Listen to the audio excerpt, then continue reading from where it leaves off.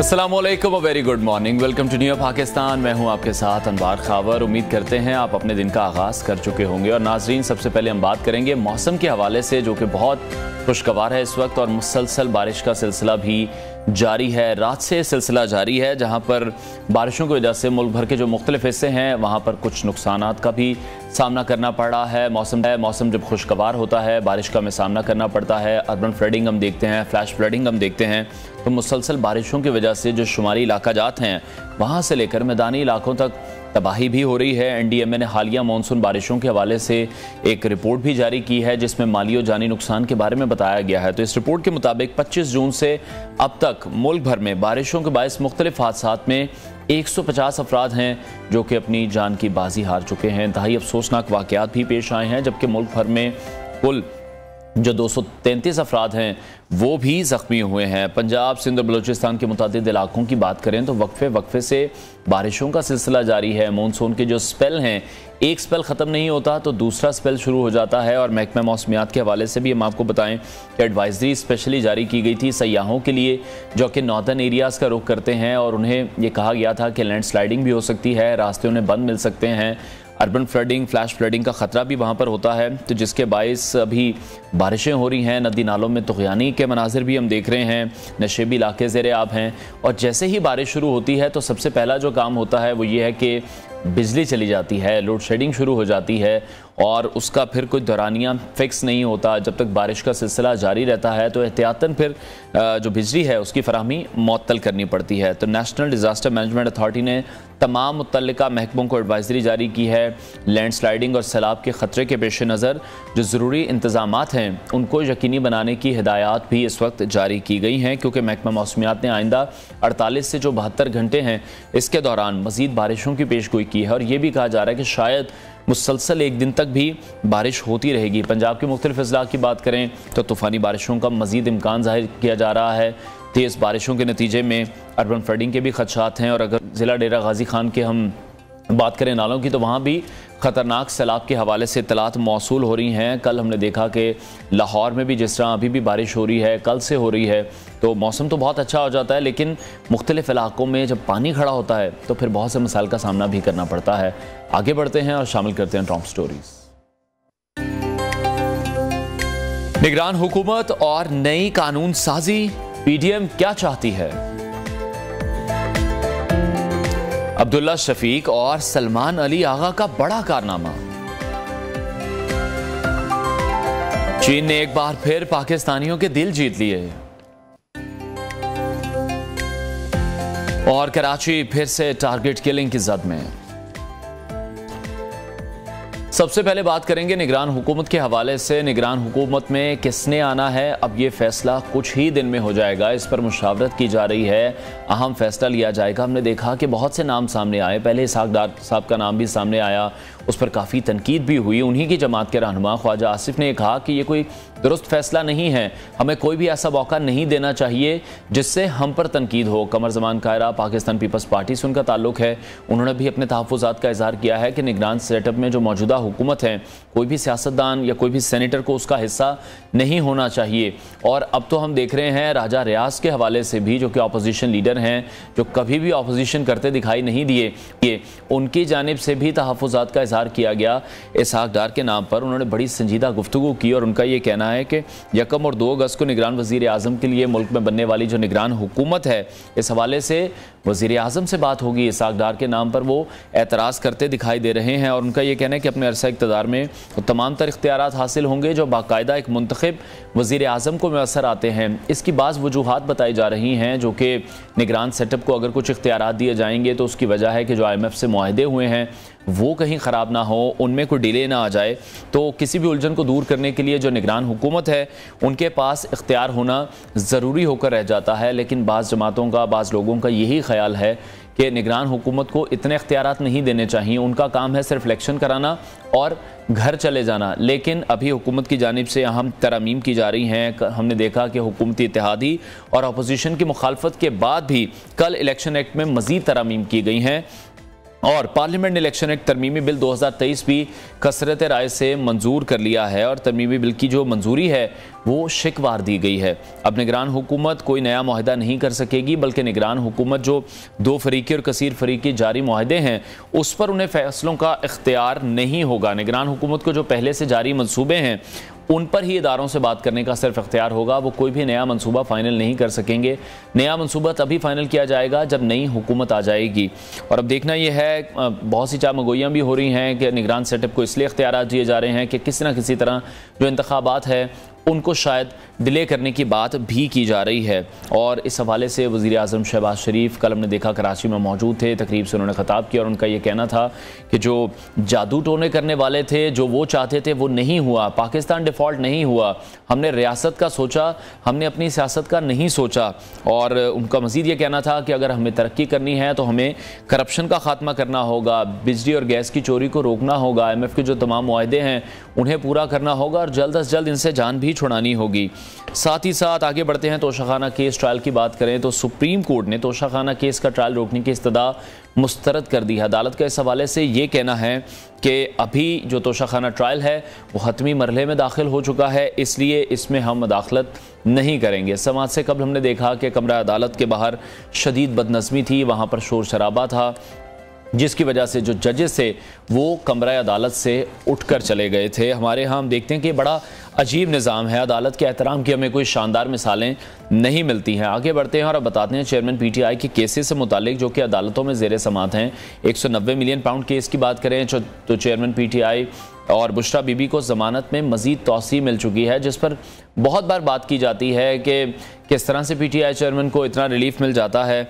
और इसके साथ साथ साइफर तहकीकात में भी चेयरमैन PTI को 1 अगस्त को अभी दोबारा भी तलब किया गया है। इसी हवाले से हम बात करेंगे सीनियर तजियाकार शौकत पराचा साहब ने हमें ज्वाइन किया। पराचा साहब, बहुत शुक्रिया आपके वक्त के लिए। इमरान हुकूमत को हम देख रहे हैं कि वसी इख्तियारात दिए जा रहे थे जो कि 60 या 90 दिन के लिए आने वाली हुकूमत के लिए इस तरह के जो वसी इख्तियारात हैं वो तो अब नाकाबिले फ़हम है। अब इख्तियारात को थोड़ा सा महदूद भी किया गया है, तो आप समझते हैं कि जो हुकूमती इत्तेहादी हैं या अपोजिशन हैं उन्होंने असेंबली में अच्छा रोल प्ले किया है?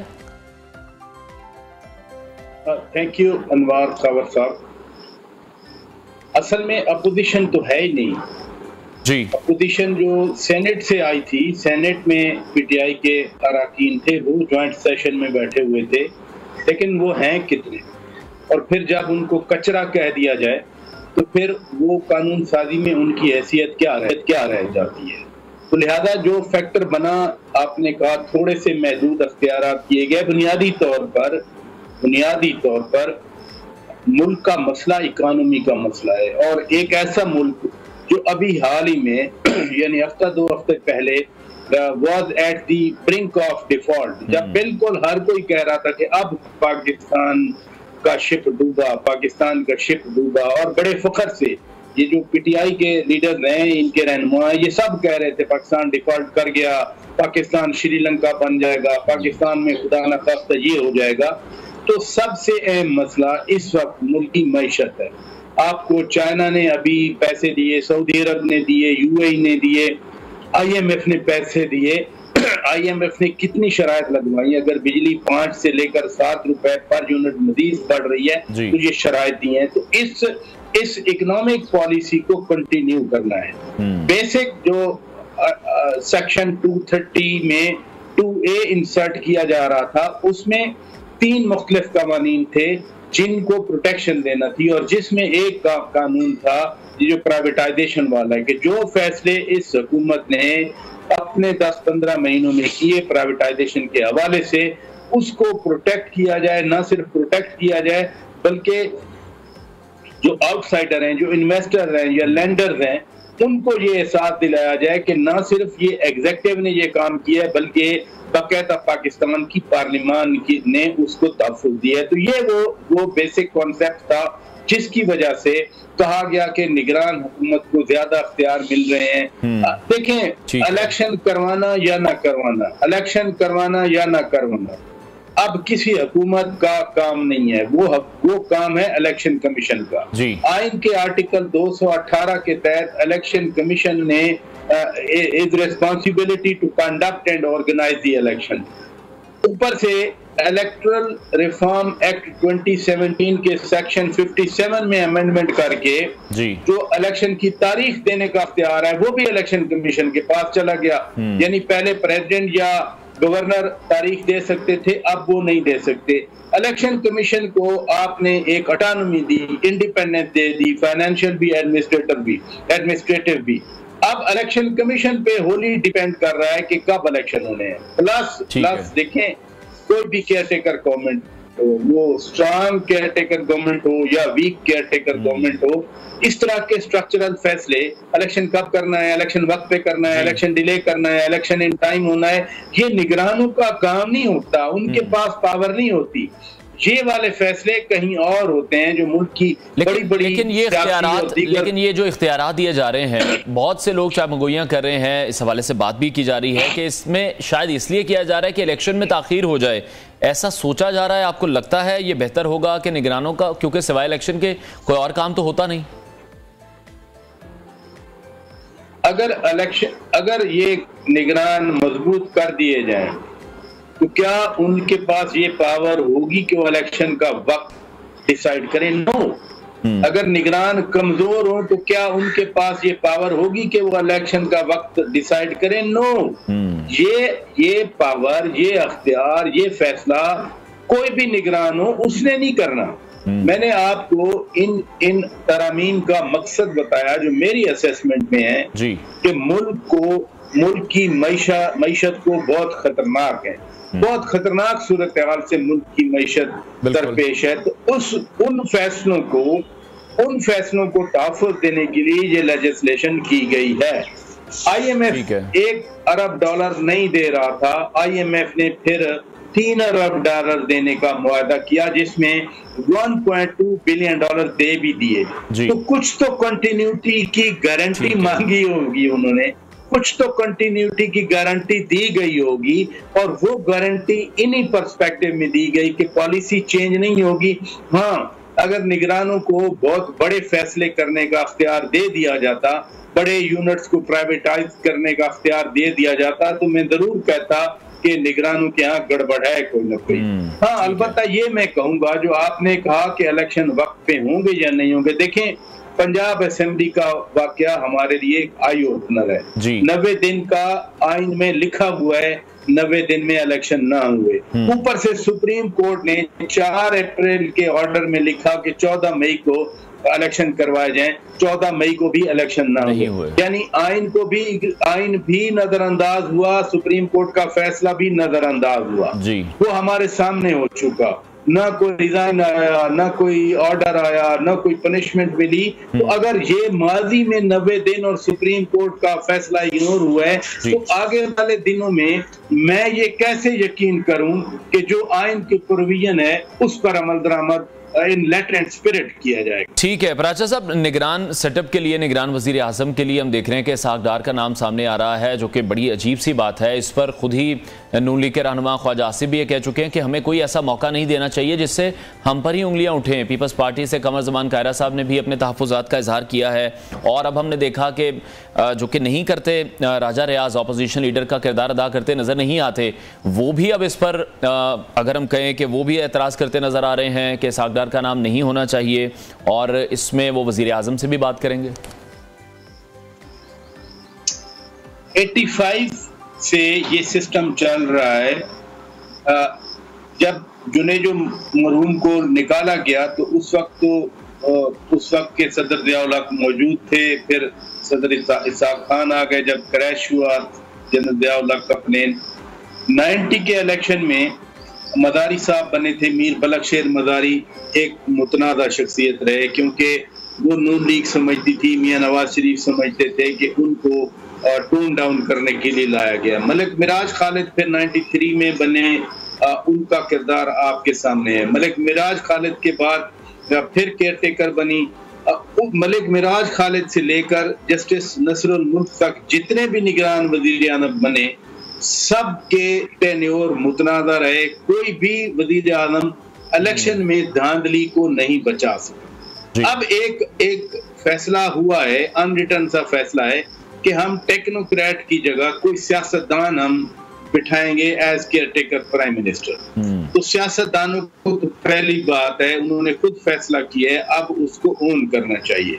दूसरी बात यह है कि कहीं आइन में लिखा है कि सेनेटर जो है वो नहीं बन सकता निगरान वज़ीर आज़म, और जहां तक ये इतराज है कि ये इम्पार्शल नहीं होंगे, ये गैर जानिबदार नहीं होंगे, तो जो माजी में 8-10 केयर टेकर प्राइम मिनिस्टर आए, कोई एक का एस्टेब्लिश करके मुझे बता दिया जाए कि वो गैर जानिबदार था। सब जो है वो या पपेट्स थे या जानिबदार थे।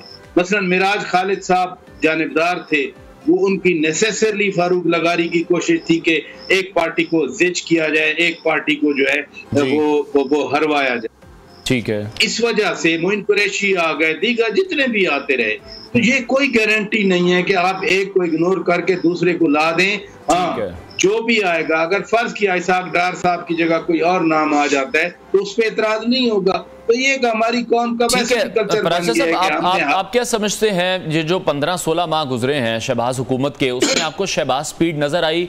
जिस तरह से महंगाई बढ़ी है, आवाम बड़ी मुतनफ़र हुई है, तो आपको लगता है कि जो वोटर है वो निकलेगा मुस्लिम लीग नून के लिए या पीडीएम की उन जमातों के लिए जो ये कहकर आए थे आवाम को रिलीफ देंगे, लेकिन रिलीफ की सूरत में सिर्फ आवाम को तकलीफ मिली है? जिनकी बैड गवर्नेंस की वजह से, 3.5 साल की वजह से, जिनके इनडिसाइसिवनेस की वजह से, जिनके बाद-ए-तमादी की वजह से, IMF से मुआहदा करके तोड़ने की वजह से मुल्क इस हालत में पहुंचा, मुल्क की तारीख का 76% कर्जा उन 3.5 सालों में लिया गया, लेकिन इसके बावजूद मुल्क जो डिफॉल्ट के ब्रिंक के पहुंचा, उनके बारे में तो कोई बात ही नहीं होती, उनके बारे में तो कोई नहीं पूछता। ये है पाकिस्तान के अंदर जो सर्कल विद इन सर्कल का एक जो विशियस सर्कल है, मैं उसकी बात कर रहा हूँ। अब आ गए इनके 15 महीने 16 महीने।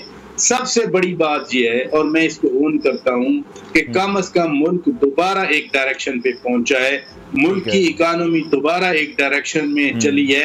अब इसी वजह से ये जो अभी पहले हम बात कर रहे थे कि इतने फैसले किए गए, लेजिस्लेशन की गई, इसी इकोनॉमिक पॉलिसी को कंटिन्यू करने के लिए ये पॉलिसी अडॉप्ट की गई और उसको लेजिस्लेटिव सपोर्ट दी गई है।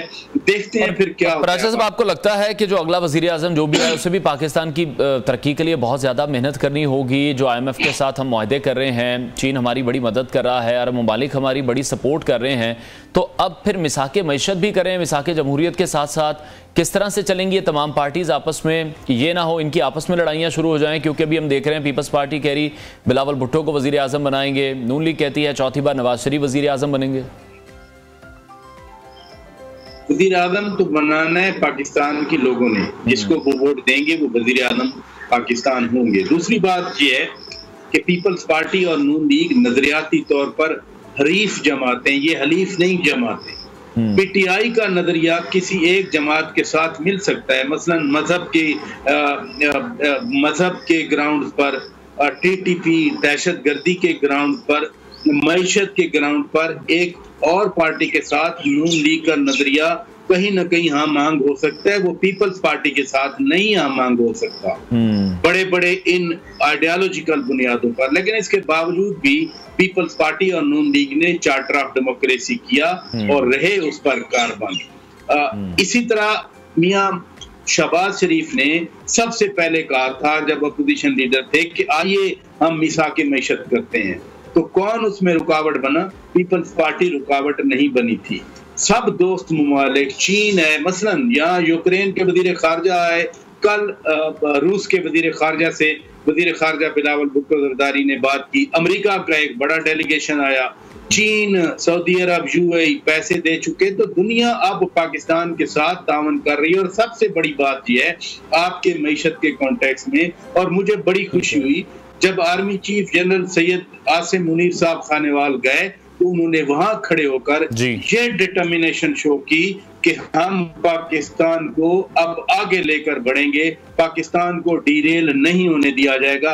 ये वो एक कमिटमेंट और डिटर्मिनेशन है जो मैं समझता हूँ कि इन्हीं पॉलिसीज को लेकर आगे बढ़ा जाएगा और इन्हीं पॉलिसीज पर ठीक है। पराचा साहब, आप ये समझते हैं कि पाकिस्तान को मौके तो बहुत मिले, पाकिस्तान ने उन मौकों को इस्तेमाल नहीं किया। अगर हम हमसाया ममालिक की बात करें, बांग्लादेश आज हमसे बहुत आगे खड़ा है। हिंदुस्तान में अगर हम बात करें, वो IT सेक्टर में इतना कमा रहे हैं, वो एक्सपोर्ट्स उनकी देखें कहाँ पर पहुँच चुकी हैं। हम ज़रूरी मैदान में अगर बात करें, हम इतने खुद कफील थे, लेकिन अब हम खुद दरामद कर रहे हैं।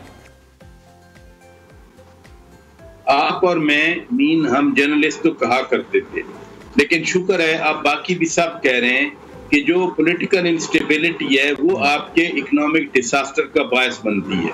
मसलन यही पॉलिसीज थी मियां नवाज शरीफ की, जो 2017 में आगे बढ़ रहा था मुल्क, पता नहीं फिर क्या हुआ कि फिर वो ऐसी एफर्ट की गई जिसने मुल्क को नोज डाउन कर दिया। तो ये दरमियान में जो गेम्स आ जाती हैं, ये गेम्स हमें खराब करती हैं। हमारी कोई पॉलिसी हर 2-3 साल बाद पॉलिसी का तसलसल इसलिए खतरे में पड़ेगा कि नई गेम शुरू हो जाएगी, वो हुकूमत घर चली जाएगी, नई हुकूमत आएगी, किसी की भागदौड़ कहीं और जगह पे होगी, फिर वही उनको ताने देने लग जाएंगे। तो कम अज कम अब अगर एहसास है तो बड़ी अच्छी बात है कि हमें अपनी पॉलिसी को कंटिन्यू करना है। ठीक है। अभी हमारे PTI चेयरमैन के हवाले से मैं जानना चाहूँगा, तोशाखाना केस की अगर बात करें तो वो अब हतमी मराहिल में है। उसके बाद 190 मिलियन पाउंड का केस है, साइफर तहकीकात हैं। तो और सबसे बढ़कर तो 9 मई की तहकीकात के हवाले से जो मास्टरमाइंड की हैसियत से मरकजी मुल्जिम चेयरमैन PTI को ही कहा जा रहा है। इतने सारे केसेस हैं, इतना प्रेशर उन पर है, लेकिन जमानतें भी उनको मिल रही हैं। ये बड़ा नाकाबिले फ़हम है। तो आपको लगता है कि वो इन सब जो सख्त केसेस हैं इनसे साफ बच जाएंगे? केस जितना भी सख्त हो, अगर आपने खुद का जमानत भी मिल जाए, रिलीफ मिल जाए, मर्सिडीज में बुलाया जाए और गेस्ट हाउस में रखा जाए, मुल्क की सबसे बड़ी अदालत का मेहमान बनाकर कहा भी जाए कि वो जाएं, आप हमारे मेहमान हैं, तो फिर केस 180 की बजाय आप 580 बना लें। जब आपको कोई सजा नहीं मिलनी, आपको रिलीफ मिलना है, और माशाल्लाह हमारे वुकला इतने पढ़े लिखे हैं कि आप जज के सामने जज को गालियां देते हैं, तो फिर सजा कहाँ मिलेगी? आपको पता नहीं इल्म है या नहीं है किस तरह इस्लामाबाद की एक अदालत में एक मोअज़्ज़िज़ जज साहब गालियां दी गई, और उन गालियां जब दी जा रही थी तो चेयरमैन PTI जो पूरी जिंदगी कहते रहे कि कानून की बालादस्ती पे मैं यकीन रखता हूँ, अगर एक जज को गाली दी जा रही है तो उनकी खामोशी उससे बड़ी गवाही दे रही है कि वो कानून को कितना बालादस्त समझते हैं सब चीजों। ठीक है, बहुत शुक्रिया सीनियर तजिया का शौकत पराचा साहब हमारे साथ इन कॉन्वर्सेशन। ब्रेक लेते हैं, ब्रेक के बाद आपको दोबारा ज्वाइन करेंगे।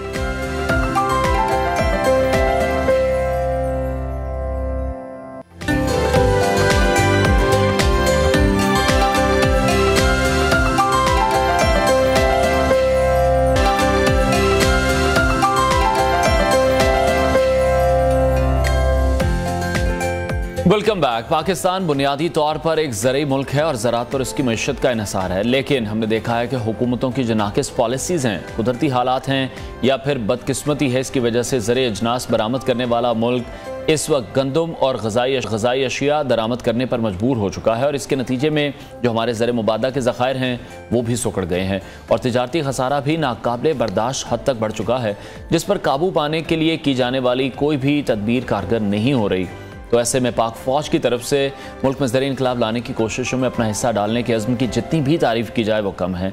पाकिस्तान के डिफ़ॉल्ट के ख़तरे में जितना चीन ने पाकिस्तान का साथ दिया, उतना किसी और मुल्क ने नहीं दिया। मुसलसल कर्ज़ों को रोल ओवर किया गया। चीन ने जो पाक चीन दोस्ती है उसका ख्याल रखते हुए पाकिस्तान का 2 अरब 10 करोड़ डॉलर कर्ज़ मौखर करने की मंजूरी भी दे दी है, और चीन ने पाकिस्तान के लिए जो कर्जा है ये 2 साल के लिए मौखर किया है। FBR ने बताया है कि तनख्वाहदार तबका विद होल्डिंग टैक्स में चौथा बड़ा शराकतदार है। गुज़श्ता माली साल में तनख्वाहदार अफराद ने 264.3 अरब रुपये टैक्स अदा किया। महंगाई की बात करें तो LPG 10 रुपये फ़ी किलो महंगी हो चुकी है और के इलेक्ट्रिक सार्फिन के लिए बिजली महंगी कर दी गई है। लेकिन स्टॉक मार्केट वालों के लिए अच्छी खबर है कि मार्केट में इस वक्त ज़बरदस्त तेज़ी भी देखने में आ रही है। इस वक्त हमें ज्वाइन किया माहिर मईशत डॉक्टर कैस असलम ने, उनसे इस हवाले से मजीद बात करेंगे। डॉक्टर साहब बहुत शुक्रिया आपके वक्त के लिए।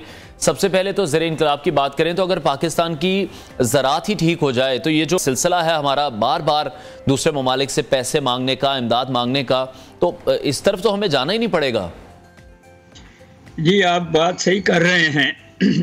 असल में हुआ यह है कि हमने कोई पिछले 50 साल से ज़राअत पे कोई तवज्जो नहीं दी। हमने तरबेला के बाद कोई डैम कोई नहीं बनाया।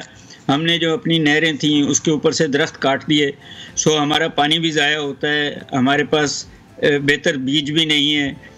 और ज़राअत अब तो हम इंपोर्ट कर रहे हैं, तकरीबन चावल के अलावा बाकी चीज़ें इंपोर्ट कर रहे हैं। खुर्दनी तेल भी इंपोर्ट करते हैं। तो और फिर कुछ 40% हमारी ज़राअत जो है वो तो छोटे किसान के ऊपर है जो मार्केट में आता ही नहीं है। फिर हमारे पास स्टोरेज फैसिलिटीज़ नहीं है, हमारे पास एक्सपोर्ट करने के जो मॉडर्न तरीके हैं वो नहीं है, और गवर्नमेंट इन पे कोई ध्यान नहीं दे रही। सो इन अ वे हम कॉरपोरेट फार्मिंग की तरफ भी नहीं गए, हम कोऑपरेट फार्मिंग की तरफ भी नहीं गए, और हमने ज़राअत को इतना इग्नोर किया कि वो सिर्फ GDP का 8% फार्मिंग है। बाकी एक ज़राई मुल्क का जो ग़िज़ाई अजनास दरामद करना है वो तो बिल्कुल काबिल अफसोस है, और दुरुस्त आप फरमा रहे हैं कि प्रॉपर चीज़ों को मैनेज नहीं किया गया, नाक़िस हिकमत अमली थी। लेकिन अभी जो ज़राई इनकलाब बर्पा करने की बातें की जा रही हैं, आपको लगता है ये मुमकिन हो सकेगा? इसको हम हर तरीके से मैनेज कर सकेंगे? देखें, बात यह है कि ये तो बात हुई ऐसे कि जो हमारे सनतकार हैं उन्होंने चीफ ऑफ आर्मी स्टाफ से ये रिक्वेस्ट की कि जी रॉ मटेरियल में प्रॉब्लम आते हैं। तो फिर एक पंजाब गवर्नमेंट और पाकिस्तान की फ़ौज का एक मुआहदा हुआ कि हम उनको ज़री ज़मीन मुंतकिल करते हैं जो सरकारी है, और वो फिर एक अनअबेटेड। मगर जो सारा इशू है वो ये है कि जो आपके कारोबारी लोग हैं, जो आपके सनतकार हैं, जो आपके किसान हैं, उनको हम क्यों नहीं उस लेवल पे लेके जाते? सारा काम हमने अपनी फ़ौज को क्यों दिया हुआ है? हालांकि मैं तारीफ़ करता हूं कि वो जहां भी उनको हम काम देते हैं वो बड़े अच्छे तरीके से करते हैं, मगर बाकी मुल्क कहाँ जाएगा? वो इसी तरह नालायकी दिखाते जाएंगे, आपके ब्यूरोक्रेसी ने नालायकी दिखाएगी, आपके किसान अनपढ़ रहेंगे, आपके सनतकार जो हैं 1% से बाद एक्सपोर्ट ही नहीं कर सकते, आपकी जो है सर्विस सेक्टर वो भी एक्सपोर्टेबल नहीं है। सो बात ये है कि बिल्कुल आप फौज के ज़रिए ज़राअत को फ़रोग दें, मगर सिविल जो स्ट्रक्चर्स हैं बाकी इदारों को भी बेहतर किया जाए, तो इंटरनेशनल लेवल पे लेके जाइए। ठीक है। और डॉक्टर साहब, पाकिस्तान के डिफ़ॉल्ट के ख़तरे की अगर हम बात करें, जितना चीन साथ दे सकता था चीन ने साथ दिया है। मुसलसल हम देख रहे हैं कि चीन कर्ज़ों को रोल ओवर कर रहा है। इससे आप क्या देख रहे हैं पाकिस्तान की इकॉनमी पर क्या असरात मुरतब होंगे? क्योंकि 2 अरब 10 करोड़ डॉलर का जो कर्ज़ है 2 साल के लिए उन्होंने मौखर कर दिया है, और ये कहा है कि अब 2 साल मजीद उस पर जो सूद की अमाउंट होगी वो भी नहीं देनी होगी। देखें, बात यह है कि हमारे जो सीरियसली दोस्त मुल्क हैं, जेन्युइनली दोस्त मुल्क हैं, जिसमें चीन है, सऊदी अरब है, UAE है, वो तो हमें कर्ज़ों में भी मदद कर रहे हैं, रोल ओवर भी कर रहे हैं। अब तो IMF ने भी अमेरिकन प्रेशर पे आपको एक 3 बिलियन का पैकेज दे दिया है। मगर सवाल तो यही है कि हम इन्वेस्टमेंट क्यों नहीं ला रहे इस मुल्क में? हम अपने हमारे सरमायाकार इस मुल्क से क्यों भाग रहे हैं? हमारी जो रेड टेपिज्म है गवर्नमेंट की वो क्यों नहीं कम करते? हम इकॉनमी को इंटरनेशनल लेवल पे, हमें तालीम स्किल्स चाहिए बच्चों की, हमें जो है फाइनेंसेस चाहिए, जो सिर्फ कर्जे नहीं है हुकूमत को, वो प्राइवेट सेक्टर के कर्जे चाहिए हमें जॉइंट वेंचर्स चाहिए, वो चीन के साथ हों, वो अमेरिका के साथ हों, वो जिस मुल्क के साथ भी मैनेजमेंट स्किल्स चाहिए।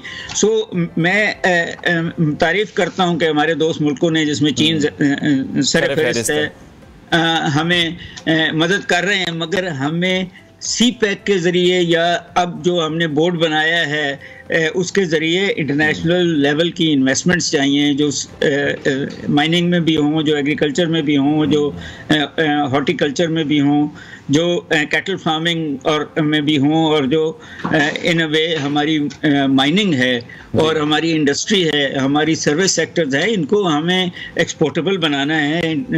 इनको हमने ठीक है डॉक्टर साहब, आप क्या समझते हैं? पॉलिटिकल इंस्टेबिलिटी बहुत ज़्यादा रही पिछले 3.5 साल का जो दौरे हुकूमत था पीटीआई का। मौजूदा हुकूमत अब यही इल्ज़ाम लगाती है कि इतना अनस्टेबल थे हम पॉलिटिकली कि कोई भी इन्वेस्टर पाकिस्तान आकर काम नहीं करना चाह रहा था। आप समझते हैं एक बहुत बड़ी वजह थी और अब हालात साजगार हो रहे हैं? देखें, बात यह है कि असल जो वजह है वो हमारी जो इर्रिस्पेक्टिव सारी गवर्नमेंट्स की हमारी इकोनॉमी में इंटरवेंशंस हैं। हर गवर्नमेंट जो है वो दूसरे के काम को रोक देती है, और उसमें पिछली गवर्नमेंट हो या इनसे उससे पिछली गवर्नमेंट हो, या ये आप देखिए कि मुशर्रफ की गवर्नमेंट के बाद पीपल्स पार्टी, मुस्लिम लीग एक दूसरे पर इल्ज़ाम लगाते रहे करप्शन के। अब बीच में पीटीआई आ गई है, उन पे पीडीएम लगा रही है, अगली हुकूमत इन पे लगाएगी। हमारी जो मिसमैनेजमेंट है टोटल स्ट्रक्चर्स की, वो है जो रिस्पॉन्सिबल है। हमारे जो सरमायाकार हैं वो डॉलर खरीद के बाहर भाग रहे हैं। सो इन अ वे मैं किसी एक गवर्नमेंट पे इल्जाम नहीं दूंगा, ये कंटिन्यूएशन एक है पॉलिसी बहुत अरसे से चल रही है। ठीक है, और अगर किसी भी मुल्क को हम देखें कि अगर हमने उसकी मुल्क की मईशत ठीक करनी है तो हमें एक्सपोर्ट्स को बढ़ाना है। आप क्या समझते हैं, जितनी बिजली महंगी हो चुकी है और बिजली उस तरह से हमें मिलती भी नहीं है, इतने महंगे रेट्स पर भी दस्तयाब नहीं है, लोड शेडिंग का सिलसिला बहुत जारी है, इतनी महंगी बिजली के साथ हम अपनी एक्सपोर्ट्स किस तरह से बढ़ा सकते हैं? लेबर भी महंगी हो चुकी है। देखें, बात यह है कि जो आईएमएफ आपको पैकेज दिया जा रहा है और शर्तें लगा रहा है, वो यही कह रहा है कि इंटरनेशनल लेवल पे आप अपने कॉस्ट को ले जाएं। फिर आपका जो एंटरप्रेन्योर है या सनतकार है वो compete नहीं कर सकेगा, तो इंटरनेशनल लेवल पे आएंगे, क्योंकि डॉलर जो है वो 300 रुपये खरीद सकता है $1। तो ख्याल यही है कि अगर आप स्ट्रक्चर्स ठीक करें तो फॉरेन इन्वेस्टर आएगा, लोकल इन्वेस्टर अगर काम कर सकता है। But at the same time ये गवर्नमेंट के ऊपर है कि आप सर्विस सेक्टर से कमा सकते हैं डॉलर, अगर उसको ब्रांड कर दें। डॉक्टर्स हैं, लॉयर्स हैं, जिन्हें वहाँ आपको बिजली महंगी का इशू नहीं है। आप टूरिज़्म को अगर इंटरनेशनल लेवल पे ले जाएं तो फिर भी बिजली का इशू कम आता है, इंफ्रास्ट्रक्चर का इशू ज़्यादा आता है। सो आपकी माइनिंग है जो आपको डॉलर कमा सकती है आपकी। मगर आई एग्री कि इस बिजली महंगी पे ना आपका कंज्यूमर सरवाइव करेगा, ना ही आपका प्रोड्यूसर सरवाइव करेगा। तो कहीं ना कहीं आपको जो है स्ट्रक्चर्स में गवर्नमेंट की और आईपीपीज की इनएफिशिएंसी निकालनी पड़ेंगी ताकि ये सस्ती हो सके। ठीक है, और अगर हम टैक्स कलेक्शन की बात करें, आप क्या समझते हैं किस तरह से बेहतर होगी टैक्स कलेक्शन? टैक्स चोरी ना हो, तमाम जगहों से अगर दुरुस्त टैक्स कलेक्शन हो जाए तो फिर तो पाकिस्तान की हालत नहीं होगी। तो आप समझते हैं कि अवाम भी इसमें जिम्मेदार हैं जो कि दुरुस्त टैक्स नहीं देना चाहते? देखें, बात यह है कि जब आप टैक्स कलेक्शन की पॉलिसी वो पॉलिटिशियंस हों या एफबीआर हो चोरों के हाथ दे दें तो कौन चेक देगा? अगर आपको पता है कि आपके टैक्स से कारें खरीदी जाएंगी जी और आपके पास कार भी ना हो, तो आपको जो टैक्स लेते हैं उनको कोई मराहतें देनी पड़ेंगी ताकि दूसरे लोग भी टैक्स दें। ये नहीं हो सकता कि आप टैक्स तो लेते रहें और जो अवाम है उसको बिजली भी, गैस भी, एयरपोर्ट भी महंगी कर दें। तो ठीक है डॉक्टर साहब, हमारे साथ ही मौजूद रहेगा, एक अहम खबर हमें अपने नाज़रीन के साथ शेयर करनी है। क्रिकेट के मैदान से इस वक्त पाकिस्तानी टीम श्रीलंका में मौजूद है, टेस्ट मैच जारी है और पाकिस्तान की जानिब से अभी 576 रन पर कौमी टीम के 5 विकेट के नुकसान पर 576 रन बनाए हैं। आगा सलमान 132 और मोहम्मद रिजवान ने 50 रन के साथ नॉट आउट रहे हैं और पाकिस्तान ने अपनी पहली इनिंग्स डिक्लेयर कर दी है। कोलंबो में टेस्ट मैच इस वक्त जारी है। अब्दुल्ला शफीक ने ज़बरदस्त 201 रन स्कोर किए और पाकिस्तान को 410 रन की लीड इस वक्त हासिल है। पाकिस्तानी टीम ने चौथे रोज सिर्फ 2 ओवर्स ही बैटिंग की है। कोलंबो में जारी टेस्ट में पाकिस्तान ने अपनी पहली इनिंग्स डिक्लेयर कर दी है। कौमी टीम ने 5 विकेट के नुकसान पर 576 रन बनाए हैं। आगा सलमान ने 132, मोहम्मद रिजवान ने 50 रन बनाए और वो उसके साथ नॉट आउट रहे। अब्दुल्ला शफीक ने 201 रन स्कोर किए और पाकिस्तान को भी 410 रन की लीड हासिल है। पाकिस्तान टीम ने चौथे रोज सिर्फ 2 ओवर्स ही बैटिंग की है। अपडेट करें आपको खेल के मैदान से, जहां कोलंबो में जारी टेस्ट में पाकिस्तान ने अपनी पहली इनिंग्स डिक्लेयर कर दी है। पाकिस्तानी टीम बड़ा अच्छा परफॉर्म करती दिखाई दे रही है। कौमी टीम ने 5 विकेट के नुकसान पर 576 रन बनाए। आगा सलमान 132 और मोहम्मद रिजवान 50 रन के साथ नॉट आउट रहे। अब्दुल्ला शफीक ने डबल सेंचुरी स्कोर की और पवेलियन लौट गए। पाकिस्तान को इस वक्त 410 रन की लीड हासिल है। एक बार फिर से बात करेंगे, डॉक्टर कैस असलम हमारे साथ इन कॉन्वर्सेशन है। डॉक्टर साहब, हम बार बार ये सुनते हैं कि जितने भी हमारे इदारे हैं जो खसारे में हैं, हमें उन्हें प्राइवेटाइज कर देना चाहिए। बहुत सी गवर्नमेंट्स आती हैं, उस पर काम होता है, लेकिन कोई डिसीजन नहीं ले पाते। आपको क्या लगता है इसकी बुनियादी वजह क्या है? सर, इसकी बुनियादी वजह पॉलिटिकल जो प्रेशर्स हैं। जब आप प्राइवेटाइज करेंगे तो फिर देखना पड़ेगा कि अगर तो वो प्रॉफिट में जाते हैं तो वो प्राइवेटाइज करने की ज़रूरत नहीं है, और अगर वो नुकसान में जा रहे हैं तो कोई खरीदेगा नहीं। और फिर उसमें जो लोग हैं वो फिर स्ट्राइक्स कर देते हैं। आपने स्टील मिल का देख ही लिया कि बड़ी मुश्किल से फिर आखिर उसको बंद कर दिया, मगर उसके जो मुलाजमीन हैं अभी भी तनख्वाह ले रहे हैं। सो जब तक आप अपने स्ट्रक्चर्स को सिंप्लीफाई नहीं करेंगे, गवर्नेंस की इश्यूज दूर नहीं करेंगे, आप ना तो प्राइवेटाइज कर सकेंगे, ना ही वो खसारा ख़त्म कर सकेंगे। जो उनके मैनेजर्स हैं उनको कभी आपने ना सज़ा दी, ना उनसे पूछा कि आप इतने सालों से गवर्नमेंट के पैसे को ज़ाया किए जा रहे हैं। तो इसके अंदर जो इनबिल्ट खराबियां हैं हमारे मुल्क की, वो पॉलिटिकल हों या इकोनॉमिक हों या इंस्टीट्यूशनल हों, वो सारी एक ही हैं, एक ही जैसे लोग हैं, और अकाउंटेबिलिटी उनकी नहीं है, और वो ताकतवर से ज़्यादा ताकतवर होते जा रहे हैं। जब आप ये बिल भी पास कर देंगे कि जी पार्लियामेंट जो है उसके खिलाफ आप कोई बात नहीं कर सकते, तो फिर कौम अपने जो दुख है किधर बताएगी? ठीक है डॉक्टर साहब, अभी जिस तरह हम देख रहे हैं बिजली की कीमतें बहुत ज़्यादा ऊपर जा रही हैं, इस वजह से बाकी चीज़ें भी ऑब्वियसली महंगी होंगी। गरीब जो लोग हैं उन पर बहुत ज़्यादा बर्डन पड़ा है इस हवाले से। हम आए रोज़ सोशल मीडिया पर देखते हैं लोग अपने बिल शेयर कर रहे हैं। किसी की 40,000 तनख्वाह है तो उसको 25,000 रुपये का बिल आ रहा है। इस हवाले से अब हुकूमत को क्या करना चाहिए, क्या हिकमत अमली हो? फिर हम देखते हैं खुदकुशियों के वाक़यात मंजर यहाँ पर आते हैं, लोग बिजली के बिल गले में डालकर पंखों के साथ लटके हुए मिलते हैं, उनकी लाशें मिलती हैं। तो ये सब IMF मुआहदे का ही नतीजा है या फिर गवर्नमेंट अपने ओन पर ये प्राइसेस बढ़ा रही है? देखें, सिर्फ प्राइसेस नहीं बढ़ा रही हैं। मैंने जो अपना बिल देखा है उसमें 300 यूनिट एक्स्ट्रा डाले हुए हैं, कोई तस्वीर नहीं दी हुई। सो इंस्टीट्यूशंस की करप्शन जो है और मिसमैनेजमेंट है वो उसके अंदर है। उनको बताया हुआ है कि जी पिछले साल के आपने वो बढ़ाने हैं, हमें अपना डेफिसिट कम करना है, तो उन्होंने बिल काम जो चोरी होती है उसका बिल भी उन पे डाल देते हैं जो ऑनेस्टली बिल देते हैं।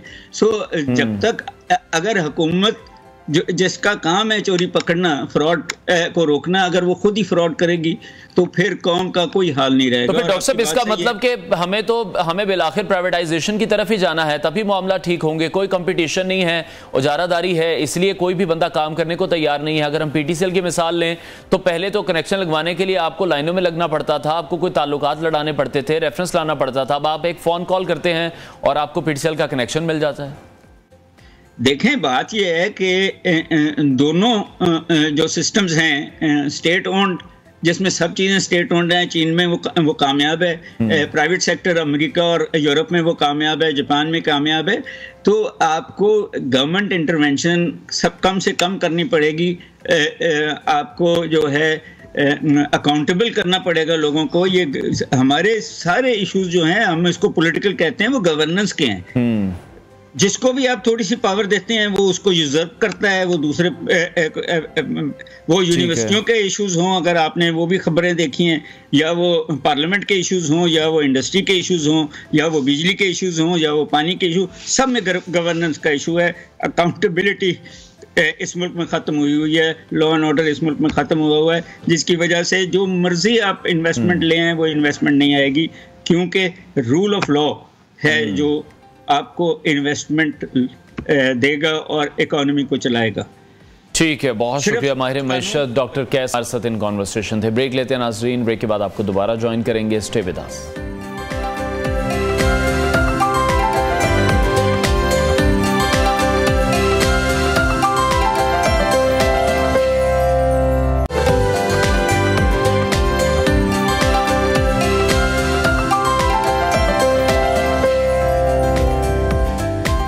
Welcome back. और अब बात करते हैं मौसम के हवाले से। तो मौसम की सूरत हाल और बारिशों ने मुल्क भर के मुख्तलिफ हिस्सों को मुतासर किया है। मुसलसल बारिशों का सिलसिला जारी है, जिसकी वजह से काफ़ी जानी माली नुकसान भी देखने में आ रहा है। NDMA की जानिब से हालिया मानसून बारिशों में जो नुकसानात हुए हैं, जानी और माली नुकसान से मुतालिक रिपोर्ट भी जारी की है। और इस रिपोर्ट के मुताबिक 25 जून से लेकर अब तक जो मुल्क भर में बारिशें हुई हैं, उसकी वजह से मुख्तलिफ हादसात में 150 अफराद जान की बाजी हार गए हैं। इस हवाले से हम मज़ीद बात करेंगे, मौसम की सूरत हाल जानने की कोशिश करेंगे। चीफ मेट्रोलॉजिस्ट पंजाब चौधरी मोहम्मद असलम साहब ने हमें ज्वाइन किया है। सर, बहुत शुक्रिया आपके वक्त के लिए। सबसे पहले तो जानना चाहेंगे, जो ऑनगोइंग स्पेल है ये कब तक जारी रहेगा, और स्पेसिफिकली लाहौर में जो बारिशें हैं, कल रात से बारिश हो रही है, मुसलसल हम देख रहे हैं, तो अब ये कितने दिन तक ये सिलसिला जारी रहेगा? देखिए, अभी जो मौजूदा स्पेल है, अभी तो मानसून बड़ा एक्टिव फेज में, अभी ये चलेगा कोई 30 तारीख तक बहुत एक्टिव ये फेज में होगा। इसमें लाहौर में जैसे काफी बारिश हुई है, आज सुबह भी बारिश हुई है, कोई 100 मिलीमीटर से ज्यादा लाहौर एयरपोर्ट पे हुई है, और 24 घंटे में 150 मिलीमीटर से ज्यादा बारिश रिकॉर्ड की गई है। तो ये सिलसिला अभी 30 तक जारी रहेगा, और इसमें अच्छी बारिशें होंगी लाहौर समेत मुल्क के जो अपर पार्ट्स हैं, जैसे इस्लामाबाद, पेशावर, KP और नॉर्दर्न एरियाज वगैरह। लेकिन आज से जो है साउथ में, जैसे सिंध और बलूचिस्तान, वहां से आज से कमी होना शुरू हो जाएगी। ठीक है, तो असलम साहब, पैटर्न किस तरह का देख रहे हैं? जिस तरह के पिछले साल हमने देखा मानसून सीजन था, इस बार यही कहा जा रहा है कि बहुत डिफरेंट है, बारिशें बहुत पहले शुरू हो गई थी और ज्यादा शिद्दत से हो रही हैं। देखिए, ये तो एक जैसे क्लाइमेट चेंज, एक जो रिसर्च वगैरह सारी हो रही है दुनिया भर में, तो उसमें यही है क्लाइमेट चेंज में जो हमारी इंटेंसिटी होगी, जैसे एक्सट्रीम वेदर्स की, वो बढ़ जाएगी। जैसे लाहौर की अगर मैं बात करूं तो इसकी जो एवरेज है जुलाई के महीने की, वो तकरीबन 192 मिलीमीटर है। तो लेकिन एक ही स्पेल में 2 दिन पहले जो हुआ था, उसमें 200 से ज्यादा मिलीमीटर बारिश रिकॉर्ड हुई। तो ये एक्सट्रीम इवेंट्स आएंगे, जैसे हीट वेव होगी, लैंडस्लाइडिंग, तो ये एक्सट्रीम इवेंट्स आने वाले सालों में आते रहेंगे। ठीक है, तो पिछले साल जिस तरह से हमने देखा कि पाकिस्तान को सैलाबी सूरत हाल का सामना करना पड़ा, बदतरीन सैलाबी सूरत हाल थी, तो इस साल तो हम नहीं देख रहे कि दोबारा से किसी सैलाब का खदशा हो। देखिए, सैलाब का खतरा तो हर वक्त मौजूद है, लेकिन जो पिछले साल वाला सिनेरियो था वो इस साल नहीं होगा, क्योंकि जो फिनोमेना पिछले साल था वो रिप्लेस हो गया, जिसकी वजह से ज्यादा बारिशें हमारे इस खित्ते में, जैसे इंडिया पाकिस्तान वगैरह में होती हैं, वो इस वक्त का वो फिनोमेना खत्म हो गया और एक और दूसरा फिनोमेना उसकी जगह ले लिया। तो वो जब फिनोमेना होता है तो पाकिस्तान में इतना ज्यादा बारिशें या सैलाब, इतना बड़े लेवल पे सैलाब का खतरा कम होता है। ठीक है, और हर साल जिस तरह हम देखते हैं जब मानसून सीजन स्टार्ट होता है पाकिस्तान में, हिंदुस्तान में, दोनों तरफ बहुत ज्यादा बारिशें होती हैं, हिंदुस्तान भी सैलाबी हालत में होता है, और जब उनकी तरफ से पानी छोड़ दिया जाता है पाकिस्तान की तरफ, तो फिर हमें किन मसाइल का सामना करना पड़ता है?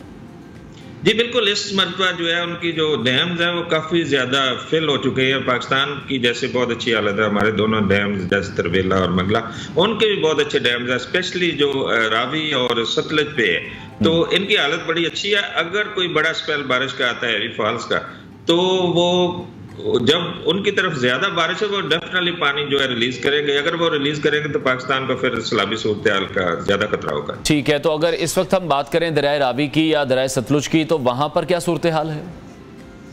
जी अभी तो मामूल के मुताबिक चल रहे हैं, लो फ्लड लेवल है या नॉर्मल है, अभी कोई ऐसी सूरत हाल नहीं है इन दोनों हमारे जो दरिया है, लेकिन डिपेंड करता है इंडिया की तरफ से रिलीजेस पे।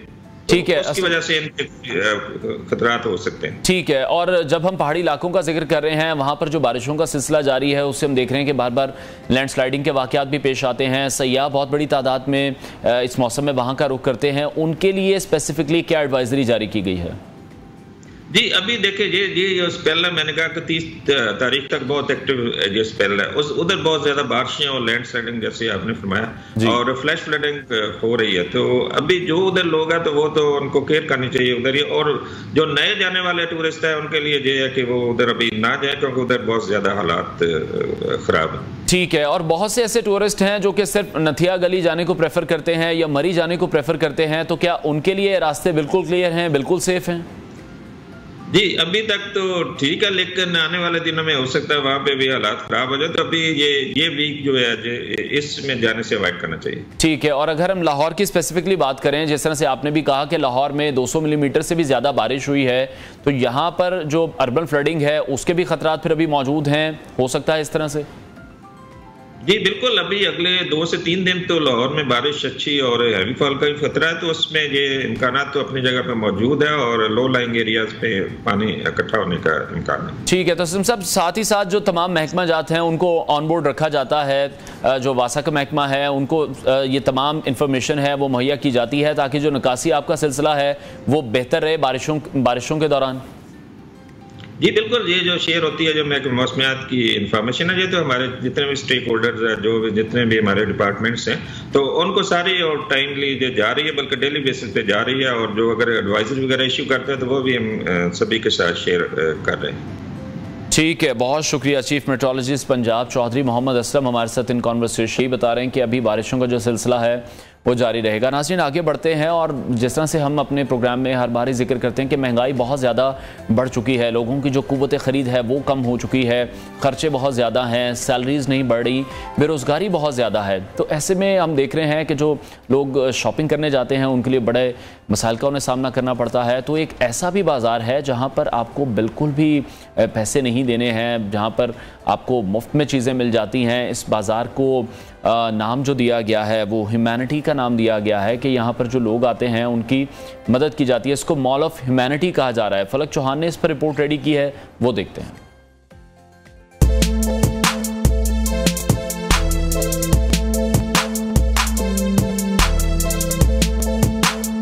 पाकिस्तान में जहां महंगाई की वजह से गरीब आदमी के लिए 2 वक्त की रोटी का इंतजाम करना दुश्वार हो रहा है, वहीं तन ढांपना भी बहुत मुश्किल हो चुका है। इन हालात को देखते हुए आलमी फलाही तंजीम helping hand for relief and development ने मॉल ऑफ ह्यूमैनिटी के नाम से बाजार सजाया, जिसमें गुरबा और मसाकीन में कपड़े, बिस्तर, कंबल और दीगर कीमती अशिया बिल्कुल मुफ्त तकसीम की जा रही है। अमेरिका में मुकीम ओवरसीज पाकिस्तानियों के ताउन से ये समाजी तंजीम साल भर पूरे पाकिस्तान में इस तरह के मॉल ऑफ ह्यूमैनिटी का इन्नकाद करती रहती हैं। इस बार हेल्पिंग हैंड ने स्वात की तहसील कबल में ऐसी ही एक तकरीब का एहतमाम किया, जिसमें सैकड़ों गरीब और मुस्तहिक खानदानों को मुफ्त सामान फराहम किया गया। इस तकरीब में खवातीन और बच्चों की अशिया समेत दीगर जरूरतमंद अफराद के लिए गर्म और सर्द कपड़ों, जूते, कंबल, रजाइयों और खिलौनों के स्टॉल्स भी लगाए गए। इन स्टॉल से जरूरतमंद अफराद ने अपनी पसंद से अशिया का इंतखाब किया और बिला मुआवजा ये सामान अपने साथ अपने अपने घरों को ले गए।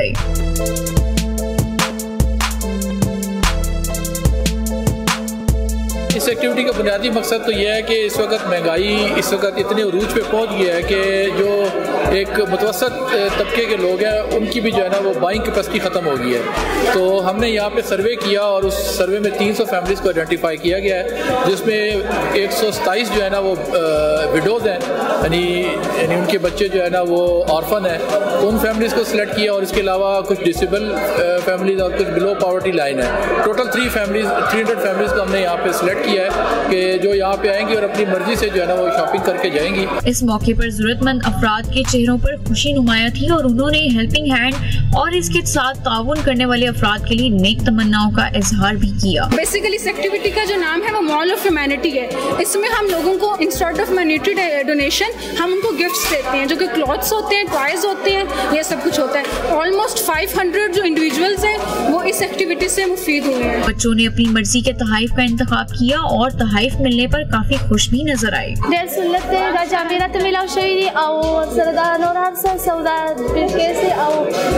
صعبان دی او پیزارونه راته ملاو شوي دي او دا حاصلات ملاو شوي دي.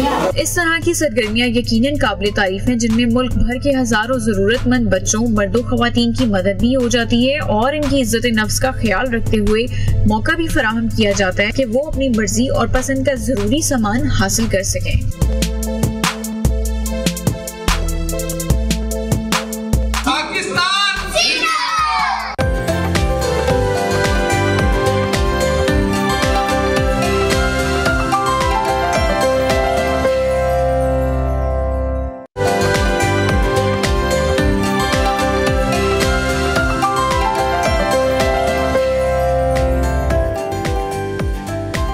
वेलकम बैक और अब बात करते हैं क्रिकेट की। क्रिकेट के मैदान से पाकिस्तान के लिए बहुत ही अच्छी खबरें हैं। पाकिस्तान ने कोलंबो टेस्ट में तीसरे दिन के अख्ताम तक श्रीलंका के खिलाफ पहली इनिंग्स में 5 विकेट पर 576 रन बनाए हैं। यूं पाकिस्तान ने श्रीलंका के खिलाफ पहली इनिंग्स में 410 रन की बर्तरी हासिल कर ली है और टेस्ट मैच में अपनी कामयाबी के इम्कानात रोशन कर लिए हैं। 6 ओवर्स श्रीलंका की टीम की जानिब से भी खेल लिए गए हैं और अभी तक वो सिर्फ 11 रन बनाने में ही कामयाब हुए हैं। सऊद शकील की बात करें तो उनके बाद कल अब्दुल्ला शफीक ने भी शानदार डबल सेंचुरी स्कोर की है। 201 रन बनाकर वो पवेलियन लौटे और इस दौरान उन्होंने 4 छक्के लगाए हैं, 19 चौके लगाए हैं और दिन के अख्ताम पर आगा सलमान ने 132 और मोहम्मद रिजवान 37 रन के साथ क्रीज पर मौजूद थे और मोहम्मद रिजवान भी 50 रन स्कोर कर चुके थे जब पाकिस्तानी टीम की जानिब से जो बैटिंग है वो ड्रॉ की गई है। और अभी साबिक कप्तान सरफराज अहमद कोलंबो टेस्ट में हेलमेट पर गेंद लगने के बायस रिटायर्ड हर्ट हो गए थे, तो कोलंबो में श्रीलंका के खिलाफ दूसरे टेस्ट मैच की इस पहली इनिंग्स में 57 रन बनाए हैं। सऊद शकील ने एक और कारनामा सर अंजाम दिया है। वो इब्तदाई 7 टेस्ट मैचेस में 50 या फिर उससे ज़्यादा रन स्कोर करने वाले पहले बल्लेबाज बन गए हैं, जो कि इससे कबल ये कारनामा कोई भी खिलाड़ी नहीं कर सका। तो ये पाकिस्तान के लिए, पाकिस्तान टीम के लिए भी एक एजाज़ है। इसी तमाम मैच के हवाले से हम बात करेंगे। हमें ज्वाइन किया है स्पोर्ट्स तजियाकार इमरान मानी ने हमें ज्वाइन किया है, उनसे इस हवाले से बात करेंगे। मानी, अभी हम देख रहे हैं कि 410 रन की लीड पाकिस्तान को मिली है, 500 उन्होंने बनाए हैं। किस तरह से देख रहे हैं? बड़ी आउट क्लास बैटिंग कर रही है पाकिस्तानी टीम। नो डाउट, अगर हम पाकिस्तान की परफॉर्मेंस देखते हैं तो इस मैच में मतलब बल्कि ये कहना गलत नहीं होगा कि more than expectations Pakistan team ने अभी तक जिस तरह की परफॉर्मेंस दी है, चाहे आप अब्दुल्ला शफीक की स्पेशली अगर बात करते हैं कि अब्दुल्ला शफीक ने एक ऐसे वक्त में उन्होंने डबल सेंचुरी स्कोर की है एक बड़ी इनिंग्स के लिए कि जब उन पर बड़ी तनकीद की जा रही थी, हम लोग भी बड़ी तनकीद कर रहे थे क्योंकि वो काफी अरसे से आउट ऑफ फॉर्म थे। और इसी तरह हम बात करें आगा सलमान की, फिर उन्होंने शानदार इनिंग खेली। सऊद शकील ने रिकॉर्ड कायम किया इस मैच में। पहले खिलाड़ी हैं जिन्होंने करियर के इब्तदाई 7 मैचेस में जो है 50 स्कोर की है। तो ओवरऑल पाकिस्तान टीम की परफॉर्मेंस इंतहाई शानदार है और मतलब पाकिस्तान इस वक्त पूरी तरह से ड्राइविंग सीट पर है और पाकिस्तान के पास बड़ा आसान मौका है कि पाकिस्तान इस मैच को इनिंग से जीते और बेहतर होगा कि पाकिस्तान जितना जल्द से जल्द जो है श्रीलंका को दे और मतलब पाकिस्तान के पास बहुत इजीली ये चांस है कि सीरीज को जो है पाकिस्तान 2-0 से जीते। ठीक है। अच्छा मानी, जिस तरह से हम देखते हैं कि आदत है एक हम कंपैरिजन करना बड़ी जल्दी शुरू कर देते हैं, लेकिन शायद ये अच्छी बात भी है। जो हमारे लेजेंड प्लेयर्स थे, यूनुस खान की हम बात करें, मिसबाह उल हक की बात करें, तो आपको लग रहा है जो सऊद शकील हैं, अब्दुल्ला शफीक हैं, वो डबल सेंचुरी जिस तरह स्कोर की है दोनों के टेस्ट मैच में, क्योंकि बड़ा स्कोर करने वालों की बहुत ज़रूरत होती है। देखिए, अभी कंपेयर करना तो खैर बहुत अर्ली होगा। बिल्कुल जैसे आपने कहा कि हम अक्सर बहुत जल्दी कंपेयर करते हैं कि हम बड़े बड़े लेजेंड्स के साथ मिलाना शुरू कर देते हैं, लेकिन नो डाउट कि सऊद शकील और सलमान की अगर हम बात करते हैं तो या अब्दुल्ला शफीक की हम बात करते हैं तो पाकिस्तान टीम में अच्छा इजाफा है। देखें, इसकी एक वजह क्या है। हम हमेशा से एक बात होती है कि जब तक आप 4 डे क्रिकेट को रिस्पेक्ट नहीं देंगे या जो प्रॉपर डोमेस्टिक क्रिकेट है उसको आप उसके ऊपर नहीं जाएंगे, उसके प्लेयर्स को जो है उसके टैलेंट को आप आगे नहीं लाएंगे तो आपके लिए मुश्किलात होंगी। अब ये सऊद की बात करें या अब्दुल्ला की बात करें, दोनों प्लेयर्स जो हैं प्रॉपर डोमेस्टिक क्रिकेट खेल कर आए, मतलब डोमेस्टिक के बड़े सीजन प्लेयर हैं और एक अरसे से वो सर्किट में हैं। तो मतलब जब उनको उनका एक टेम्परामेंट देखें, उनका पोटेंशियल देखें, उनकी डिटर्मिनेशन आपको नजर आई जिस तरह से उन्होंने, तो ये सारी चीजें आपको प्रॉपर डोमेस्टिक क्रिकेट से आती हैं। अक्सर हम देखते हैं कि हमारे यहाँ खासतौर पे जब से PSL शुरू हुआ है या T20 क्रिकेट का इजाफा हुआ है तो क्रिकेट को जो है बड़े फास्ट ट्रैक अंदाज में चलाया जाता है जो कि मुनासिब नहीं है। तो बिलाशुबा सऊद की बात करें, अब्दुल्ला की बात करें या आगा की बात करें, तो एक पाकिस्तान टीम के लिए मतलब एक अच्छा कॉम्बिनेशन जो है सामने आ चुका है। एक अच्छा बैलेंस खासतौर पे हमारी बैटिंग लाइन का एक अच्छा बैलेंस पाकिस्तान टीम का जो है बन चुका है। और मेरा ख्याल है कि टेस्ट चैंपियनशिप के लिए आगे भी आपके लिए बड़ा इंपॉर्टेंट है। ठीक है, और जिस तरह से हम देख रहे हैं जब से मिकी आर्थर आए हैं वो मॉडर्न डे क्रिकेट की बात कर रहे हैं, और पाकिस्तानी टीम में हमें अब वो दिखाई भी दे रही है मॉडर्न क्रिकेट। जिस तरह से तेज़ खेलने का एक रिवाज है, पाकिस्तानी टीम पहले बहुत स्लो रन रेट के साथ खेलती थी, लेकिन अब बड़ी तब्दीली है। तो ये ट्रांजिशन का जो अमल है, आपको लग रहा है कि बड़े अच्छे तरीके से अडॉप्ट किया है टीम ने? एग्जैक्टली मतलब हमें नजर आ रहा है कि एक तब्दीली नजर आ रही है, जो बॉडी लैंग्वेज है वो भी चेंज नजर आ रही है। आपकी जो अप्रोच है वो थोड़ी सी अटैकिंग है या एग्रेसिव, मतलब आप कह लें कि जो बास बॉल जो इंग्लैंड का एक स्टाइल था उसको हम अडॉप्ट करते नजर आ रहे हैं। खास तौर पे मिकी आर्थर के आने के बाद जो है आपका जो स्कोरिंग रेट है वो काफी बढ़ रहा है। हालांकि इससे पहले क्या होता था कि अमूमन पाकिस्तान टीम का जो रन रेट होता था टेस्ट क्रिकेट में वो 2-2.5 रन पर ओवर होता था, जो कि टेस्ट क्रिकेट में इतना मैटर नहीं करता रन रेट। लेकिन अब जाहिर सी बात है कि अगर दीगर टीमें इस चीज को अडॉप्ट कर रही हैं, आपको अगर कंपटीशन करना है, आपको उनके साथ मुकाबले में रहना है, तो आपको भी फिर उसको अडॉप्ट करना पड़ेगा। हाँ, फिर भी मैं कम से कम अपनी जाती हैसियत में मेरा हमेशा से एक ये स्टांस रहा है कि अभी हम जो बेसबॉल जो अप्रोच है उसके अभी भी मैं कहता हूं कि उसको ये कहना कि वो कितनी लॉन्ग लास्टिंग होगी आप अभी फैसला नहीं कर सकते, क्योंकि देखिए उसकी रिसेंट मिसाल हमारे सामने है।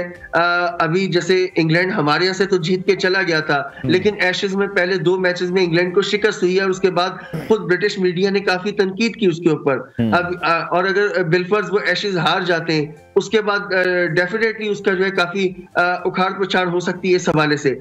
तो अभी ठीक है, आप अपनी अप्रोच जरूर चेंज करें, लेकिन एक्स्ट्रॉर्डनरी आपको एक बिल्कुल ही जिसको कहते हैं कि शेल्टर से बाहर आ जाना या बिल्कुल ही आपको टोटली एक T20 क्रिकेट में बदल देना टेस्ट क्रिकेट को, तो मेरा ख्याल है कि ये अभी बड़ा अर्ली होगा इसके बारे में कुछ कहना, या इसको फिलहाल आप कुछ नहीं कह सकते इस बारे में। हमारे जो फास्ट बॉलर्स हैं वो बड़ी अच्छी बॉलिंग इस वक्त करते दिखाई दे रहे हैं। नसीम शाह की अगर हम बात करें, शाहीन आफरीदी की बात करें, स्पिनर्स भी जो साथ हैं वो भी बड़ा अच्छा परफॉर्म कर रहे हैं। देखिए अगर आप बात करते हैं ये इस सीरीज में नो डाउट कि हमारी एक ये अच्छी चीज नजर आई है। माजी में अगर हम खासतौर पे सब कॉन्टिनेंट की या एशियन कंडीशंस की बात करते हैं तो वहां पे आमतौर पे हमारे स्पिनर्स ही परफॉर्म करते नजर आते थे, लेकिन इस मरतबा ये एक अच्छा हेल्दी साइन है कि आपके जो फास्ट बॉलर्स हैं, चाहे शाहीन की बात करें या नसीम की बात करें, दोनों विकेट लेते हुए नजर आ रहे हैं। अच्छा, यहाँ एक वजह ये भी है कि थोड़ा सा नो डाउट कि उनकी अपनी परफॉर्मेंस का भी उसको क्रेडिट देना पड़ेगा, बट इनको कंडीशंस का उन्होंने बड़ी अच्छी तरह फायदा उठाया, कंडीशंस को अच्छा यूटिलाइज किया, क्योंकि देखें ओवरकास्ट कंडीशंस मिली ऑलमोस्ट दोनों मैचेस में। तो ओवरकास्ट कंडीशंस में आपको पता है कि फास्ट बॉलर्स को अक्सर फायदा होता है, लेकिन बात क्या होती है कि जाहिर है फास्ट बॉलर्स तो दूसरी तरफ नहीं, आप कंडीशंस को एक्सप्लॉइट कैसे करते हैं, उनका फायदा कैसे उठाते हैं। तो ये एक अच्छी चीज है कि पाकिस्तान के बॉलर्स ने कंडीशंस का जिस तरह फायदा उठाया, चाहे वो शाहीन भी नसीम भी।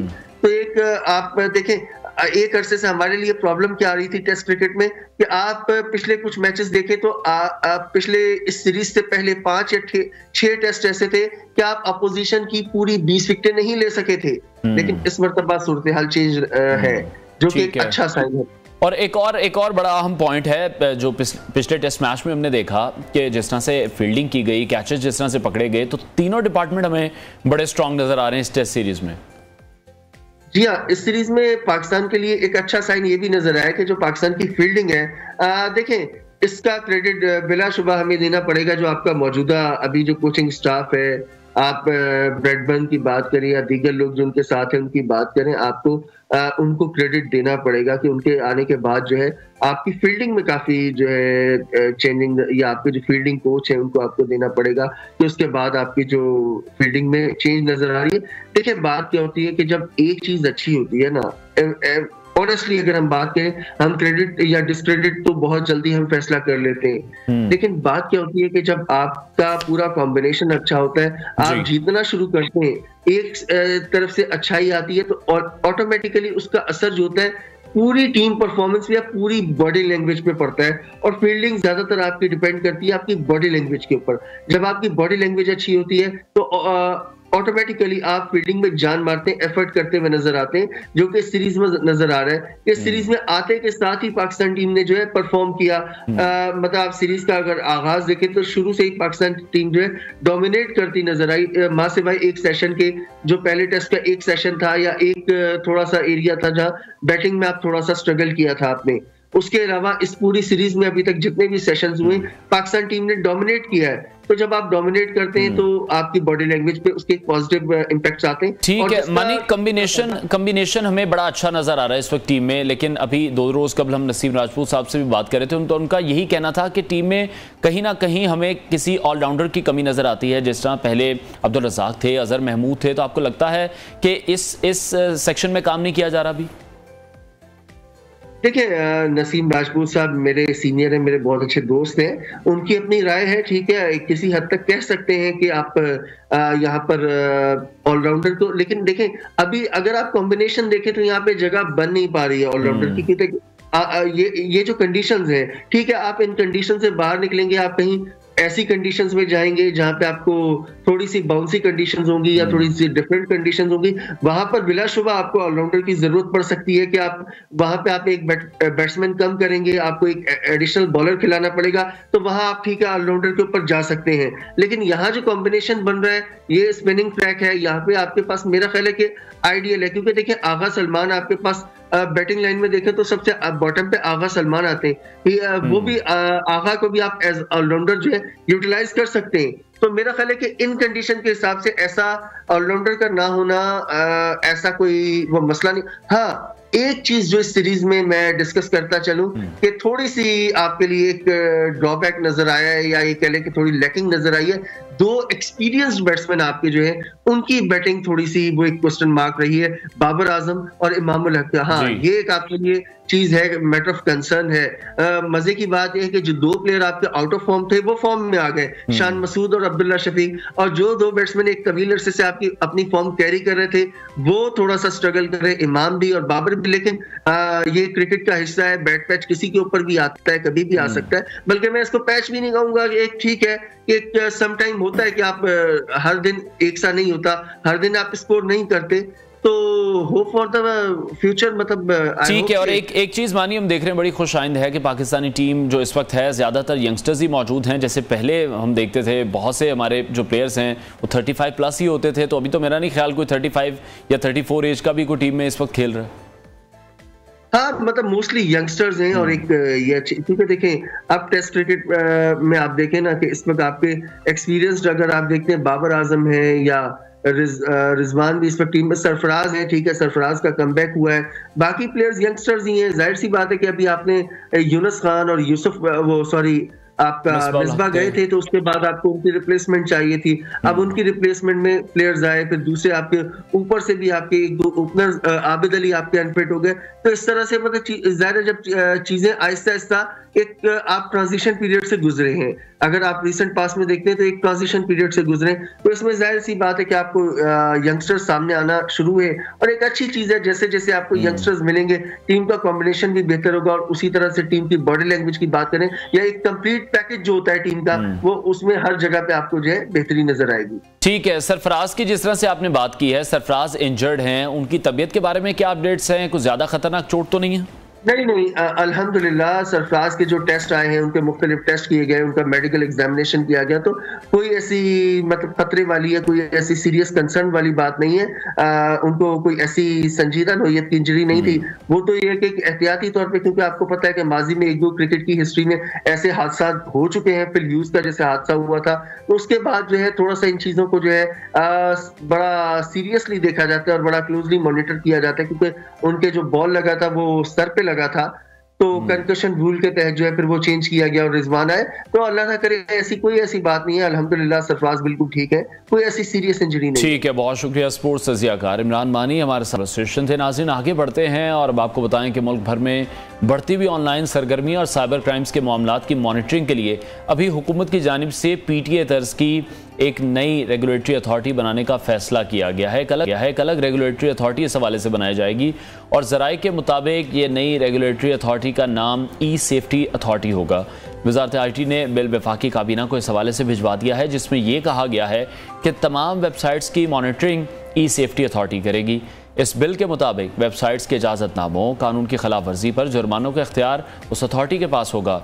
अथॉरिटी TV चैनल्स, अखबारात की वेबसाइट्स की भी निगरानी करेगी। अथॉरिटी के पास वेब चैनल्स को लाइसेंस देने का इख्तियार भी होगा और इस रिपोर्ट के मुताबिक वेब मॉनिटरिंग का इख्तियार PTA से वापस लिया जाएगा। PICA एक्ट के तहत FIA को हासिल इख्तियारात को भी नाकाफ़ी करार दिया गया है। ई सेफ्टी अथॉरिटी बिल के मुताबिक PICA एक्ट के तहत सोशल मीडिया रूल्स बनेंगे और वो भी कारआमद साबित नहीं हुए थे। PTA को सोशल मीडिया पर मवाद को ब्लॉक करने की रसाई नहीं है। PICA एक्ट के मुताबिक साइबर क्राइम्स के तदारक के लिए अलग अथॉरिटी नहीं बनाई गई। टास्क FIA को दिया गया, जिस पर पहले ही दीगर मामलात के बाइस बोझ है। वफाकी हुकूमत ने वेबसाइट्स, वेब चैनल्स और YouTube चैनल्स की रजिस्ट्रेशन का फैसला भी कर लिया है। PTA FIA साइबर क्राइम्स के इख्तियारात अथॉरिटी को मुंतकिल किए जाएंगे और अब देखना यह है कि ये हो पाता है कि नहीं, क्योंकि बहुत सी सहाफ़ती तंजीमें हैं, ह्यूमन राइट्स तंजीमें हैं, इस मामले को आज़ादी इज़हार राय से जोड़ रही हैं कि इस तरह सोशल मीडिया पर भी जो मज़ीद कतगन है वो लगाई जाएगी। ख़ास तौर पर हम देखते हैं जो वेबसाइट्स हैं, वेब चैनल्स हैं और जो YouTube चैनल्स हैं, उनकी रजिस्ट्रेशन के मामले को काफ़ी तनकीद का निशाना बनाया जा रहा है। बहुत से लोग हैं जो YouTube चैनल चला रहे हैं, डिफरेंट तरह के वो व्लॉग्स करते हैं। तो बहरहाल अभी ये कानून बनना है, ये अथॉरिटी बनना बाकी है। इस हवाले से जो बिल है वो भी भेजा गया है वज़ारत IT की जानिब से और कब इसको प्रॉपर एक शेप में लाया जाता है, इस पर काम किया जाता है। तो अभी से इस पर जो तनकीद है वो शुरू कर दी गई है, क्योंकि हमने देखा कि PTI दौर में बहुत से YouTube चैनल्स बने, बहुत से यूट्यूबर हमारे सामने आए और बहुत से उनके हवाले से जो मुतज़ाद इत्तलात थी वो भी सामने आती रहीं। और अभी ये कहा जा रहा है कि YouTube चैनल्स की रजिस्ट्रेशन के मामले को भी काफ़ी तनकीद का निशाना बनाया जा रहा है। ब्रेक लेते हैं नाज़रीन, ब्रेक के बाद आपको दोबारा ज्वाइन करें।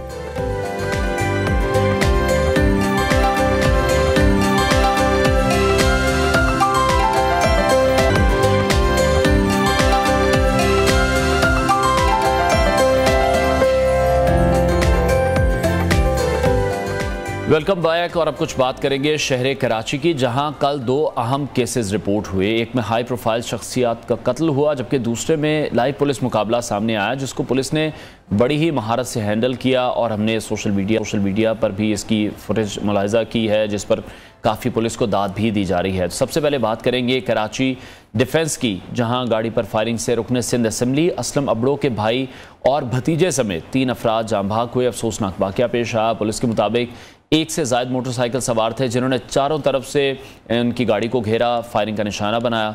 और अभी पुलिस का ये कहना है कि बज़ाहिर तो ये टारगेट किलिंग का मामला ही लग रहा है और इस हवाले से 2 किस्म का जो असला है वो इस वाक़े में इस्तेमाल किया गया है। वाक़े की जगह से 9mm और बड़े असलहे की गोलियों के खौल भी मिले हैं।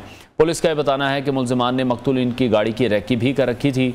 और दूसरी जानिब करंगी अवामी कॉलोनी कराची में डाकुओं की राह चलती खातून और मोहम्मद शख्स को यरगमाल बनाकर फरार की कोशिश वो करते दिखाई दे रहे थे। पुलिस वहाँ पर मौजूद थी। पुलिस ने कमाल महारत से ये कोशिश नाकाम बनाई। एक पुलिस एहलकार ने पिस्तौल की नोक पर खातून को यरगमाल बनाने वाले डाकू को बातों में उलझाया और पेशा वराना महारत का मुजाहरा करके मौका पाते ही वार कर दिया। इस वारदात को इलाका मकीनों ने मोबाइल फ़ोन कैमरों से रिकॉर्ड किया, जिसके मनाजिर भी हम आपको न्यूज़ की स्क्रीन पर दिखा रहे हैं। वहाँ पर बहुत सारे लोग मौजूद थे जो कि ये फुटेजेस बना रहे थे। पुलिस की इस कार्रवाई में खातून को यरगमाल बनाने वाला डाकू मारा गया, जबकि लैब में भी मोहम्मद शख्स को यरगमाल बनाया गया था और वहाँ पर भी जो डाकू था वो ज़ख्मी हालत में गिरफ्तार कर लिया गया था। ताहम कुछ देर बाद ज़ख्मों की ताब ना लाकर वो भी चल बसा। इसी तमाम सूरत हाल पर हम बात करेंगे। हमारे कॉरेस्पॉन्डेंट कराची में मौजूद हैं, उन्होंने मैं ज्वाइन किया, उबैद शाह ने। उबैद, सबसे पहले तो हम आपसे जानना चाहेंगे, जो कल उसनाक इंसिडेंट था, सिंध असम्बली रुकने जो हैं असलम अबड़ो के भाई और भतीजे समेत जो 3 अफराद कत्ल हुए हैं, अभी क्या इन्वेस्टिगेट हुआ है इस मामले में? जी बिल्कुल, डिफेंस फेज 7 में ये वाक़या पेश आया था गुज़िश्ता रोज़ और अब तक इस वाक़े में 2 अफराद जाँ बहक हो चुके हैं, जिनमें मेंबर सूबाई असम्बली असलम अबड़ो के भाई अकरम अबड़ो और उनका भतीजा शहरियार शामिल है। इरशाद के भी जाँ बहक होने की इतलात आई थी, ताहम अस्पताल इंतज़ामिया और ख़ानदानी ज़राए ने इसकी तरदीद कर दी है। इरशाद इस वक्त तशवीशनाक हालत में आगा खान हॉस्पिटल में ज़ेर इलाज है। यहाँ पर आपको ये बताता चलूँ कि जो अब तक की तफ्तीश है उसमें यही बात सामने आई है, क्योंकि उनके CCTV जो फुटेजेस हैं वो पुलिस ने अपनी तहवील में ले लिए हैं। उनके घर अकरम अबड़ो के घर से लेके आयशा मस्जिद तक का जो रास्ता है और यहाँ पर के जितने CCTV फुटेजेस हैं वो पुलिस ने अपनी तहवील में ले लिए। उनका बारीबीनी के साथ जायज़ा लिया जा रहा है, क्योंकि डिफेंस फेज 7 का वो ऐसा इलाका है कि यहाँ पर CCTV कैमरा हर शाहरा और सड़क और चौराहे पर मौजूद हैं, जिसकी वजह से जो मुल्ज़िमान हैं ऐसा नहीं हो सकता कि वो किसी CCTV फुटेज में ना आए हों। इब्तदाई तौर पर एडिशनल IG कराची ने इस तमाम तर वाक़े को ज़ाती दुश्मनी का शाखसाना करार दिया। उनका ये कहना था वाक़या टारगेट किलिंग का तो है, लेकिन दहशतगर्दों की ये कार्रवाई नहीं लगती। लेकिन दूसरी जानिब MP असलम अबड़ो ने जिन्ना हॉस्पिटल में गुफ्तगू करते हुए, मीडिया से गुफ्तगू करते हुए उनका ये कहना था कि वाक़या दहशतगर्दी का है। उन्होंने किसी भी किस्म की ज़ाती दुश्मनी का शाखसाना इस वाक़े को करार नहीं दिया। उन्होंने कहा अगर ये वाक़या वाकई ज़ाती दुश्मनी का होता तो उनकी फैमिलीज़ 2 गाड़ी पे मौजूद थी। एक वीगो थी जिसमें शहरियार गाड़ी ड्राइव कर रहा था, अकरम अबड़ो फ्रंट सीट पे मौजूद थे, और दूसरी वाइट करोला थी जिसमें ख़ानदान के दीगर अफराद भी मौजूद थे। उनका कहना था अगर ये ख़ानदानी दुश्मनी होती तो यकीनन जो हमलावर हैं वो दोनों गाड़ियों को निशाना बनाते। इस वक्त गाड़ी से जो है वो गाड़ी पर जिस गाड़ी पर हमला किया गया उसमें 65 निशानात मौजूद हैं फायरिंग के, जबकि जाए वक़्वा से जो खोल बरामद हुए हैं उनकी तादाद 50 है, जिसमें 9mm और 222 राइफल्स की बुलेट्स शामिल हैं। इन्वेस्टिगेशन का ये भी कहना है कि अमूमन बुलेट्स अगर एक रास्ते से दाखिल होती है और दूसरे रास्ते से वो अपनी गाड़ी में अगर जगह बनाती है तो वो 2 निशानात बन जाते हैं। ऐन मुमकिन है कि 50 या इससे ज़ायद ही फायर किए गए हों। इन्वेस्टिगेशन ने जो इस वक्त CCTV हासिल की है वो मीडिया से शेयर नहीं की है, बड़ी बारीबीनी के साथ इसका जायज़ा लिया जा रहा है। SSP इन्वेस्टिगेशन साउथ जो जाए वक़ुआ पर आए थे उनका ये कहना था कि 1 से ज़ायद मोटरसाइकिल सवार थे जिन्होंने उनका घर से रेकी की, और आयशा मस्जिद के करीब एक कुशादा सड़क है और थोड़ी सुनसान सड़क भी है और कुशादा सड़क भी है, वहाँ पर मोटरसाइकिल सवारों ने इनको घेरा और गाड़ी की फ्रंट से और राइट साइड से अंधाधुंध फायरिंग की। यही सूरत हाल दिखते हुए वाइट करोला पे जो दीगर फैमिली के मेम्बरान थे वो थोड़ी दूर रुक गए। इस वाक़े में 2 अफराद जहाँबाग हुए, जैसे कि अकरम अबड़ो और शहरियार का नाम सामने आया। इरशाद इस वक्त तशवीशनाक हालत में है, अब्दुल्ला की भी हालत इस वक्त तशवीशनाक है, जो कि ख़तरे से बाहर इस वक्त बताई जाती है। एक शख्स और मौजूद था इस गाड़ी के अंदर, 5वां शख्स जो मौजूदा तौर पर महफूज रहा, उसका बयान इस वक्त इंतहाई अहमियत का हामिल है। असलम अबड़ो ने जो जिन्ना हॉस्पिटल में MPS ने जो गुफ्तगू की, उनका ये कहना है कि 6 से ज़ायद अफराद ने उनके भाई की गाड़ी का ताक़ुब करते हुए मोटरसाइकिल पर कवर किया और फायरिंग की। SSP इन्वेस्टिगेशन का ये भी कहना है कि इस बात का भी जायज़ा लिया जा रहा है कि ना सिर्फ मोटरसाइकिल सवारों ने इस गाड़ी को घेर के इस पर अंधाधुंध फायरिंग की, बल्कि कोई कार भी मौजूद थी जो इनको फॉलो कर रही थी, इनकी रेकी कर रही थी, और उसने रास्ता रोका होगा और फायरिंग की होगी। अभी तफ्तीश जारी है, कुछ कहना कबल वक्त है क्योंकि ज़ाहिर है मेंबर सूबाई असेंबली के भाई इसमें इन्वॉल्व हैं। उनका मर्डर हुआ है। सिंध बार कौंसिल के वो मेंबर भी थे। गुज़िश्ता रोज़ नईम कुरैशी जो सिंध बार कौंसिल के एग्जीक्यूटिव काउंसिल के चेयरमैन हैं, उन्होंने आज सिंध भर की अदालतों का बॉयकॉट करने का, हड़ताल करने का ऐलान भी कर रखा था। आज सिंध भर की अदालतें इस हवाले से सोग मना रही हैं और अदालती कार्रवाइयाँ अमल में नहीं लाई जाएंगी। ठीक है उबैद, अब तक इस मामले में कोई गिरफ्तारी हुई है और जो CCTV फुटेज के आप बता रहे हैं कि उससे भी हेल्प ली जा रही है, तो मालूम ये हुआ है कि कातिल किस तरफ गए हैं?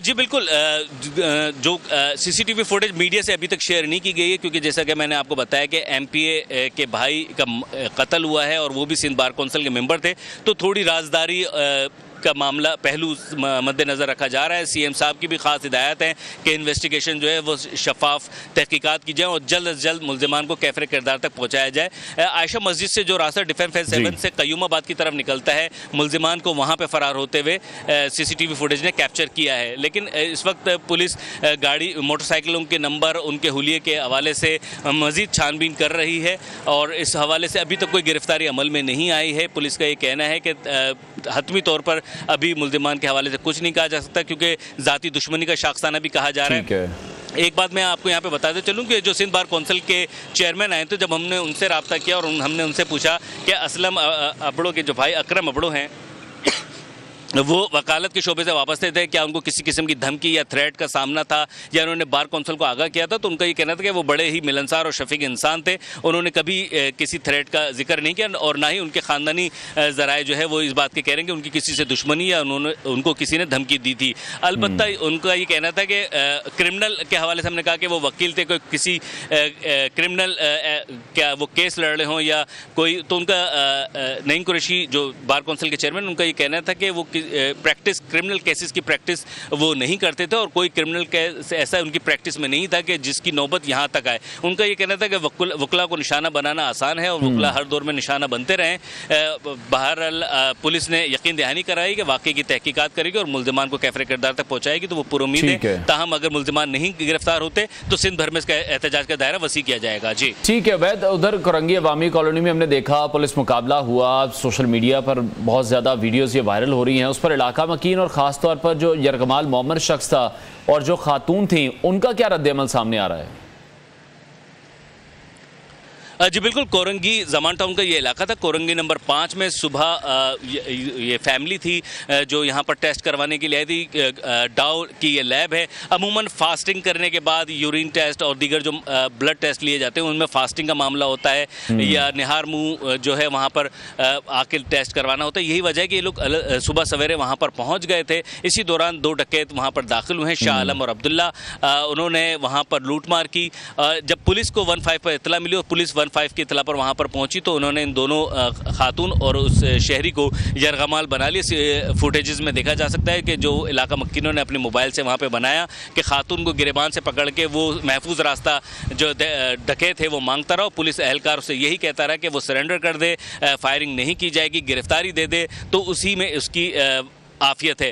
ताहम दोनों मुल्जिमान ये समझ रहे थे कि वो मुल्जिमान को ढाल बनाकर बासानी फरार हो जाएंगे, लेकिन उनकी कोशिश नाकाम रही। पुलिस की बेहतरीन कार्रवाई है। एसएसपी कोरंगी तारिक नवाज ने इस तमाम तर वाक़े के हवाले से जो हमसे बात हुई थी उनका ये कहना था कि टीम ने बर वक्त रिस्पॉन्स किया है। मैं आपको ये भी बताता चलूँ कि कोरंगी जो डिस्ट्रिक्ट है हमारा, वहाँ पर स्ट्रीट क्राइम की वारदातें बहुत होती हैं। कॉजवे का रास्ता हो, कोरंगी इंडस्ट्रियल एरिया हो, लांडी के इलाके हों, यहाँ पर स्ट्रीट क्राइम बहुत है। बैंक के ATM से अगर आप रात के वक्त गलती से चले गए तो ये 99% चांस होता है कि अगर आप बाहर निकलेंगे तो यकीनन कोई ना कोई आपको लूट लेगा या ATM मशीन के अंदर कोई डकैत दाखिल हो जाएगा। ये तमाम तर सूरत हाल थी। ऐसे में इस कार्रवाई ने कोरंगी पुलिस की जो कारकर्दगी है उसको भी सामने लेकर आया। कोरंगी पुलिस का मोराल भी इससे बेहतर हुआ। शहरियों का पुलिस पर एतमाद भी हुआ। नारेबाजी से आप अंदाजा लगा सकते हैं कि पुलिस के सिंध पुलिस जिंदाबाद के नारे लगाए गए। बिल्कुल, बहुत बर वक्त पहुंचे, जैसे से आप बता रहे हैं कि 15 पर कॉल की गई है और पुलिस बर वक्त पहुंची है। ऐसा बहुत ही कम देखने में आया है कि पुलिस मौके पर बर वक्त पहुंची हो और जो डाकू हैं उनको कैफरे किरदार तक भी पहुंचाया हो, पकड़ने में पुलिस कामयाब हो गई हो, तो जाहिर बात है पुलिस का मोराल भी काफ़ी बुलंद होगा इस वक्त। जी बिल्कुल, जो टीम ने इस कार्रवाई में हिस्सा लिया था IG सिंध की जानिब से और एडिशनल IG की जानिब से तारुफी असनाद और 25,000 रुपये फी सिपाही जो है वो ऐलान किया गया था। कुछ लोगों ने इस पर यह भी कहा था कि ये बहुत अच्छी कार्रवाई थी, जो अमला है उसको मज़ीद तारुफी जो है असनाद के साथ साथ रकम देने का मुतालबा भी किया। ताहम पुलिस एक फोर्स है और वहाँ पर जितने भी इस वक्त एहलकार इस ऑपरेशन में हिस्सा ले रहे थे, इस कार्रवाई में हिस्सा ले रहे थे, उनको 25,000 रुपये इनाम का भी किया है और तारुफी असनाद भी दिए हैं। कुछ लोगों के अगले ओहदे में प्रमोशन के हवाले से भी सिफारिशें की गई हैं। अगर सिंध पुलिस इसी तरह स्ट्रीट क्रिमिनल के हवाले से या डकैतों के हवाले से बर वक्त कार्रवाई करती है तो यकीनन उसकी आवाम में पजीराई होती है। आवाम ने इस चीज़ को काफ़ी सराहा है और ना सिर्फ सराहा है बल्कि सिंध पुलिस के जिंदाबाद के नारों से इस वक्त ना सिर्फ कोरंगी बल्कि पूरे शहर गूंज रहा है और इस कार्रवाई को काफ़ी पसंद किया जा रहा है। लेकिन दूसरी ही जानिब डिफेंस में ये वाक़या पेश आ जाता है तो फिर पुलिस की कारकर्दगी पर, सिक्योरिटी पर यकीनी तौर पर सवालात उठते हैं। ठीक है, अच्छा उबैद, इस वक्त ओवरऑल क्या देख रहे हैं आप कराची में जो स्ट्रीट क्राइम है उसकी क्या सूरत हाल है? क्योंकि सबसे ज़्यादा जो केसेस हैं वो कराची में ही रिपोर्ट होते हैं। जी बिल्कुल, स्ट्रीट क्राइम की अगर हम बात करें गुज़िश्ता साल के मुकाबले में तो गुज़िश्ता साल का रिकॉर्ड हम रवा माह के 6 महीनों में ही तोड़ चुके हैं। 7वां महीना चल रहा है। 40,000 से ज़ायद वारदातें हो चुकी हैं। तकरीबन 19,000 से ज़ायद मोबाइल फ़ोन छीने जा चुके हैं। 23,000 मोटरसाइकिलें चोरी हो चुकी हैं। 4,000 के करीब मोटरसाइकिलें गन पॉइंट पर छीनी जा चुकी हैं। क्राइम का रेशो बढ़ा है, इसमें कोई शक नहीं कि गुज़िश्ता साल का अगर हम मवाजना रवा साल से करें तो स्ट्रीट क्राइम की वारदातों में बहुत इजाफा हुआ है। CCTV लगाने के रुझान में इजाफा हुआ है। हत्ता के चाय के जो होटल होते थे, कोयटा होटल या कराची में जिसे कहा जाता है, और शाम के वक्त नौजवानों की बड़ी तादाद जो है वो चाय खानों पर, चाय के होटलों पर बैठती है। वहाँ पर CCTV कैमराज लगाने की जो है वो एक लाजमी हो गया है कि वहाँ पे CCTV कैमरा लगता है और शहर का में रोज़ की बुनियाद पे 4 से 6 CCTV फुटेजेस आते हैं कि नाजमाबाद में, लाडी में, कोरंगी में, लियाकताबाद में, शाह फैसल में फलानी जगह पे वारदात हो गई। कुछ सोशल मीडिया पे भी वायरल होती हैं, लेकिन इन CCTV फुटेजेस मुतल्लिका थाने के हवाले किए जाने और उसमें स्ट्रीट क्रिमिनल का चेहरा वाजे होने के बावजूद अब तक का जो रिकॉर्ड बताता है, ये मैं अपने ज़ाती उस पर नहीं कह रहा बल्कि सिंध पुलिस का रिकॉर्ड है कि 4% सिर्फ क्रिमिनल्स पकड़े गए हैं सीसीटीवी फुटेजेस की मदद से। ठीक है, शहर को सेफ सिटी बनाने की बात हो रही है, पूरे शहर में सीसीटीवी कैमरास लगाने की बात हो रही है। ये तो गवर्नर इरशादुल इब्बाद के ज़माने से ये मामला चल रहा है, तकरीबन 11 साल तो वो भी गवर्नर रहे हैं। सेफ सिटी पूरे कराची में सीसीटीवी कैमरास लगाएंगे, क्विक रिस्पॉन्स होगा, उसकी मॉनिटरिंग की जाएगी, जगह जगह चौकियाँ होंगी या रिस्पॉन्स मोटरसाइकिल पर जो है वो एंटी स्ट्रीट फोर्स तैनात होगी। इस तरह की बातें तो होती रही हैं, लेकिन अमल दरामद सिफर रहा है। मुख्तलिफ मौक़ों पर कभी शहबाज फोर्स, कभी ईगल फोर्स, कभी टास्क फोर्स के नाम से पुलिस इस तरह के शोबदे करती रहती है कि जनाब स्ट्रीट क्राइम को काबू करने के लिए स्केचिंग फोर्स तैनात कर दी गई, फलानी कर दी गई। लेकिन ये सिर्फ सोशल मीडिया पर पैकेज बनाने के लिए, रिपोर्ट बनाने में बड़ा अच्छा लगता है, लेकिन इसका अमल नज़र नहीं आता। PSL हो रहा हो तो उसमें स्केटिंग फोर्स सामने आ जाती है जो कि सयाहों को और गैर मुल्की मीडिया को थोड़ा अट्रैक्ट कर लेती है। लेकिन इस स्केटिंग फोर्स से आप लियारी की तंग गलियों में किसी स्ट्रीट क्रिमिनल को नहीं पकड़ सकते। आप सीव्यू पे, जबकि सीव्यू एक काफ़ी पोश इलाका माना जाता है और वहाँ की शाहराहें, वहाँ की सड़कें बहुत मुनासिब हैं, लेकिन वहाँ पे भी आप इस फोर्स से कोई अमली काम नहीं कर सकें। जब तक आपका ग्रास रूट लेवल पर थाना बेहतर नहीं होगा, आपके थाने की मॉनिटरिंग बेहतर नहीं होगी, थाना कल्चर बेहतर नहीं होगा, तब तक स्ट्रीट क्राइम के जिन बेकाबू ही रहेगा। जी ठीक है उबैद, जिस तरह से लाहौर में हम देखते हैं सेफ सिटी प्रोजेक्ट शुरू किया गया, उसके बाद लाहौर में जो वारदातें थी उसमें कमी भी देखने में आई थी, कभी इजाफा भी हो जाता है। तो कराची में सेफ सिटी प्रोजेक्ट के हवाले से क्या प्लानिंग है? पूरे कराची को कवर किया गया है या इस पर काम हो रहा है? जी अब मुहर्रम आया है, 12,000 से ज़ायद कैमरे लगाने की बात हो रही थी। आज गालिबन काबीना का इजलास भी है जिसमें मज़ीद कैमरे लगाने के हवाले से बात होगी। मुहर्रम भी की आमद है, 9-10 मुहर्रम बिल्कुल करीब है। आज 8 मुहर्रम है। शहर के जितने भी CCTV कैमराज हैं उनको जो ख़राब थे उनको उनकी मुरम्मत की गई है, उनको एक्टिव पोजीशन में लाया गया है। शहर में सिविक सेंटर में कमांड एंड कंट्रोल सिस्टम है, CPO में भी कमांड कंट्रोल रूम कायम किया गया है। इसके अलावा नश्तर पार्क जहाँ से मरकजी जुलूस निकलता है वहां पे भी 2 कंट्रोल रूम एक CPLC की मदद से भी बनाया गया। जैसे कि ठीक है उबैद हमारे साथ ही मौजूद रहेगा SSP investigation south Abrez Ali Abbasi ने हमें ज्वाइन किया, उनसे इस हवाले से मजीद बात करेंगे। सर बहुत शुक्रिया आपके वक्त के लिए। कल बहुत ही अफसोसनाक वाकया पेश आया, सिंध असम्बली रुकने सिंध असम्बली के जो भाई हैं और भतीजे समेत 3 अफराद को जो निशाना बनाया गया, उस हवाले से आपसे डिटेल्स चाहेंगे। हाँ जी, बहुत ही अफसोसनाक वाकया था। इसमें मैं बताता चलूँ कि कल जैसे कि अपने घर से निकल रहे थे टुवर्ड्स कराची में इलाका है खैबान शमशीर, वहाँ से गाड़ी में निकले और ये जैफाबाद की तरफ जा रहे थे। तो इनको किसी ने फॉलो किया कि जिसमें अभी तक जो इतलात हैं उसमें एक मोटरसाइकिल और एक गाड़ी थी जिन्होंने इनको फॉलो किया और ये यहाँ पर जिस तरह फेज 7 की तरफ आ रहे थे तो वहाँ पर इनको इस तरह से निशाना बनाया गया। कमोबेश एक से ज़ायद वेपन का इस्तेमाल हुआ और हमने अभी इन्वेस्टिगेशन का आगाज़ कर दिया है। साइंस यूनिट भी वहाँ पर मौजूद थी, प्रोफेशनल तरीके से एविडेंस कलेक्शन का प्रोसेस जारी है और इंशाल्लाह ताला जो परपेट्रेटर्स हैं उनको कैफरे किरदार तक पहुँचाया जाएगा। ठीक है अबरेज साहब, अभी इब्तदाई मालूमात में आप क्या देख रहे हैं? क्या दुश्मनी वाला ये मामला है जो ये या टारगेट किलिंग है? देखिए, एक चीज तो कंफर्म है कि ये जिस तरह हम कहते हैं कि कोई किसी को टारगेट करना, वो टारगेट तो जरूर किया गया है, लेकिन इसमें हम हर तरह से हर पहलू को जो है इन्वेस्टिगेट करेंगे। उसमें मैं ये बताता चलूँ कि हमने कोई भी एंगल ऐसा नहीं है कि जिसको हमने लीव करना है। हम हर लिहाज से इसको जो है ना मुकम्मल तौर पर इन्वेस्टिगेट करेंगे। ठीक है, और अभी तक इस मामले में कोई गिरफ्तारी हुई है? नहीं, अभी तक कोई गिरफ्तारी अमल में नहीं लाई गई है क्योंकि अभी इनकी तदफीन के प्रोसेस और बाकी चल रहे हैं। इनके हवाले से हम इनसे बयानात लिए हैं, जियो फेंसिंग करवाई गई है, CCTV फुटेजेस ली जा रही है, रूट मैप बनाया जा रहा है, फॉरेंसिक के लिए जो टीम आई हुई है उसकी मदद ली जा रही है। तो तमाम टेक्निकल एविडेंस और उसके अलावा जो हमारा कन्वेंशनल मेथड्स ऑफ पुलिसिंग है उसको एम्प्लॉय करके इंशाल्लाह ताला भी। ठीक है, जिस तरह से हमने देखा ये बड़ा ही अफसोसनाक वाकया पेश आया। बार बार हम देखते हैं पुलिस की कारकर्दगी पर सवालिया निशान उठाया जाता है। दूसरी जानिब करंगी में अवामी कॉलोनी में जो एक पुलिस मुकाबला हुआ, वहाँ पर पुलिस ने बड़ा अच्छा परफॉर्म किया, बर वक्त कार्रवाई की। जब 15 पर उन्हें इतला दी गई, बर वक्त वो पहुँचे और जो डाकू वहाँ पर थे उनसे भी निपटा उन्होंने। तो उस हवाले से भी हम देख रहे हैं जो अवाम है उनकी जानिब से भी बहुत सराहा जा रहा है इस कार्रवाई को।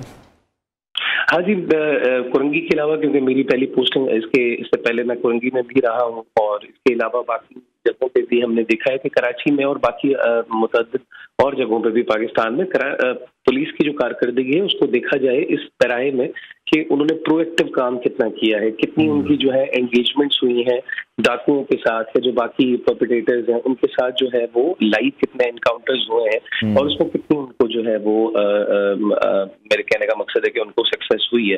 सो नो डाउट कि हमारे लिए बहुत सारी और चीजें भी चैलेंजेस हैं, लेकिन जहाँ पे पुलिस की सराहने की बात है, अवाम का भी मैं शुक्रिया अदा करता हूँ, आपके चैनल का भी शुक्रिया अदा करता हूँ, एटलीस्ट एक्नॉलेजमेंट मिली, क्योंकि आपको पता है कि फोर्स जो है वो मोराल पे चलती है। So it's a very big morale boost, और उस जो है जवान को भी हमारा सलाम है कि जिसने जान की परवाह ना करते हुए और लोगों की जान और माल की हिफाजत की जो कसम खाई हुई है उसको उसने निभाया। ठीक है, अभी हमारे जो कॉरेस्पॉन्डेंट है उबैद शाह वो हमारे साथ मौजूद हैं और वो यही बता रहे थे कि पिछले साल जो तमाम ये स्ट्रीट क्राइम्स हुए थे, इस साल हम 6 महीने में ही वो रिकॉर्ड तोड़ चुके हैं। कम से कम 40,000 के करीब जो स्ट्रीट क्राइम की वारदातें हैं वो पेश आई हैं। तो ओवरऑल आप क्या देख रहे हैं, कराची में जो स्ट्रीट क्राइम बढ़ रहे हैं उसकी क्या वजूहात हैं? डिफरेंट फोर्सेस तो बनाई जाती हैं, तो क्या ऐसी वजह है कि उस पर काबू नहीं पाया जा रहा? अच्छा, इसमें अगेन मैं वही वाली बात करूंगा कि जो फिगर्स होती हैं वो हमें करस्पॉन्डिंग पीरियड के साथ उसको कंपेयर करना होता है कि करस्पॉन्डिंग पीरियड में पहले क्या हुआ था। बहुत सारे और सोशल इश्यूज का भी इश्यूज भी आ जाते हैं कि जिसकी वजह से क्योंकि crime is a social phenomena. लेकिन मैं अगेन वही आपको at the cost of repetition बताता चलूं कि इस 6 महीने में फिर हमने जो प्रोएक्टिव पुलिसिंग की है उसकी भी फिर बात होनी चाहिए, ताकि हमें ये पता चल जाए कि दोनों तरफ का जो मवाजना किया जाए। तो उसमें हमारे कितने पुलिस वालों ने शहीद हुए हैं, कितनों ने लाइव एंगेजमेंट्स की हैं, कितने डाकुओं को हमने जख्मी हालत में पकड़ा, कितने डाकुओं को हमने जहन्नुम वासिल किया, तो ये हमें अंदाजा होता है उसके बाद कारकर्दगी का कि पुलिस क्या करी है। नो डाउट हमारे लिए स्ट्रीट क्राइम एक चैलेंज बना हुआ है, लेकिन being a part of professional police हम लोग इसमें we are up to the task and इंशाल्लाह ताला विल परफॉर्म बेटर। ठीक है अब्रेज साहब, आप क्या समझते हैं कि जो सेफ सिटी प्रोजेक्ट्स हैं वो कितने ज़रूरी हैं अब वक्त के हिसाब से? जिस तरह लाहौर में हमने देखा सेफ सिटी प्रोजेक्ट है, कराची में भी होना चाहिए। कराची पुलिस की जानिब से या सिंध पुलिस की जानिब से कोई रिक्वेस्ट फॉरवर्ड की गई है सूबाई हुकूमत को इस हवाले से कि कैमराज होने चाहिए कराची में? जी देखिए, अब हम लोग जिस दौर में इंफॉर्मेशन टेक्नोलॉजी और आर्टिफिशियल इंटेलिजेंस के दौर में काम कर रहे हैं, तो इसमें कोई there is no denying the fact कि हमें टेक्निकल एडवांसमेंट की जरूरत है। और ना सिर्फ ये कहा गया है सिंध गवर्नमेंट को, बल्कि Sindh government is very serious about it और उसका काम ऑलरेडी जारी है। उसके अलावा मैं आपको बताता चलूं कि कमांड एंड कंट्रोल अदरवाइज हमारे पास एस्टैब्लिश है। कराची में हजारा कैमरास बाकी लगे हैं जिनका फायदा उठाया जा रहा है, लेकिन अगर कोई ये एक प्रोफेशनल तरीके से कमांड एंड कंट्रोल सेंटर्स बने हुए होंगे तो डेफिनेटली हमें बहुत हेल्प होगी। ठीक है, बहुत शुक्रिया। SSP investigation south Abrez Ali Abbasi और हमारे कॉरेस्पॉन्डेंट उबैद शाह हमारे साथ इन कॉन्वर्सेशन थे। एक अहम और बेहतर की गई पुलिस की जानिब से, जिसमें हमने कल देखा कि एक यरगमाल मोहम्मद शख्स और ख़ातून को वहाँ पर बचाया गया है। जो डाकू थे वहाँ से उनका मुकाबला हुआ, उनको एंगेज किया गया, फिर उनको निशाना बनाया गया। जो इलाका मकीन थे वो इस पर खुश दिखाई दिए। सिंध पुलिस जिंदाबाद के नारे लगाते हमें दिखाई दिए हैं। पुलिस की जानिब से बर वक्त रिस्पॉन्ड किया गया और यही हम एक्सपेक्ट करते हैं कि कराची को भी एक सेफ सिटी बनाया जाए। जिस तरह से कराची में स्ट्रीट क्राइम्स की जो वारदातें हैं वो आए रोज़ हम देखते हैं कि वो बढ़ती ही चली जा रही हैं। ब्रेक लेते हैं नाज़रीन, ब्रेक के बाद आपको दोबारा ज्वाइन करें।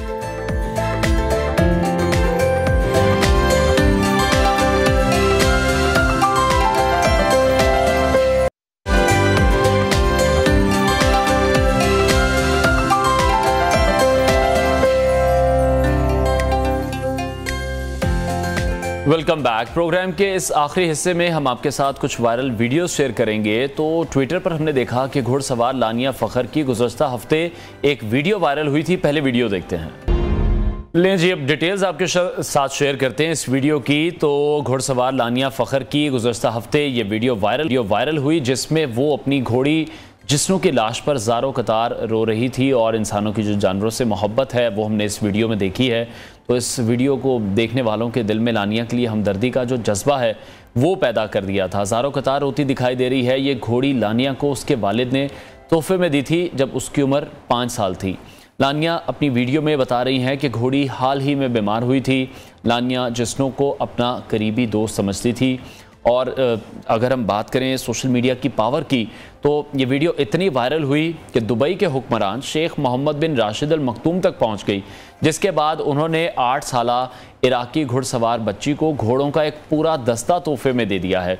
इस तोहफे के अलावा शेख मोहम्मद ने घुड़सवारी मरकज़ की तामीर का भी हुक्म दिया ताकि लानिया को वहाँ पर तरबियत दी जा सके, और उसके अलावा भी जो दीगर बच्चे वहाँ पर होंगे उनको भी सवारी सिखाने के साथ साथ उनकी जो सलाहियतें हैं उनको फ़रोग़ देने में मदद मिल सके। इस हवाले से लानिया फ़खर ने भी शेख मोहम्मद बिन राशिद का शुक्रिया अदा किया है। तो ये पावर है सोशल मीडिया की, जिससे हमने देखा कि एक बच्ची जो कि अपनी घोड़ी से बहुत ज़्यादा प्यार करती थी, जब वो बीमार हो गई, इस दुनिया से चली गई, उसकी ज़ारो कतार रोती जो वीडियो है सोशल मीडिया पर वायरल हुई है और दुबई के हुक्मरान तक ये वीडियो पहुंची है। और बड़ा ही अच्छा जेस्चर उन्होंने ये दिखाया है, बड़ी ही आला मिसाल कायम की है।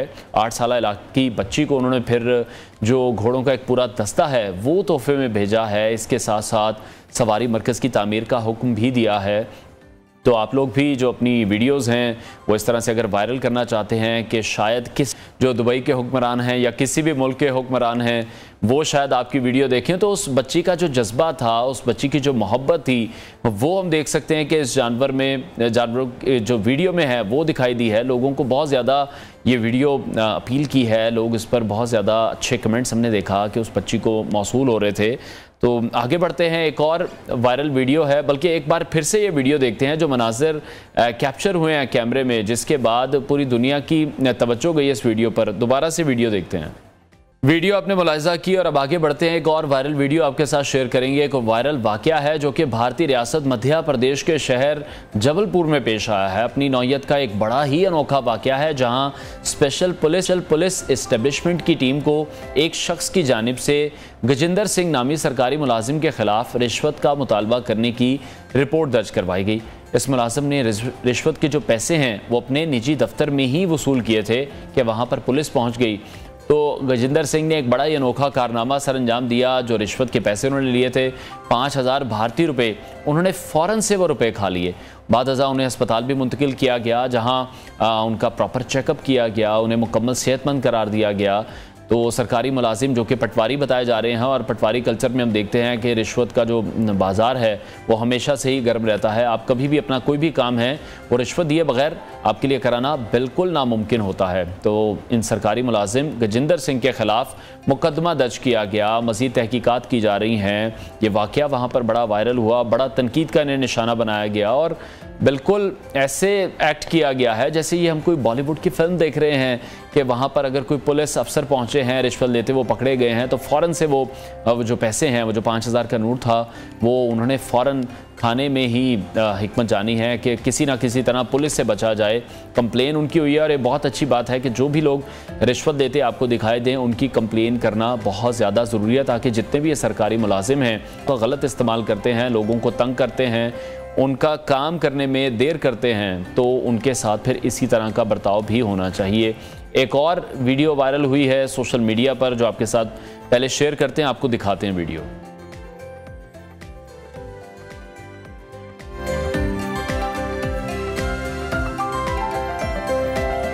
बिल्कुल ये वीडियो जिस तरह हम देख रहे हैं, पहले मैंने भी देखी तो मुझे अचानक से समझ नहीं आई कि इस वीडियो में हुआ क्या है। फिर जब इसको स्लो करके देखा गया, जो कि अभी आप नियो की स्क्रीन पर देख रहे हैं, तो यहाँ पर लोग एंजॉय कर रहे हैं, समुद्र में मौजूद हैं।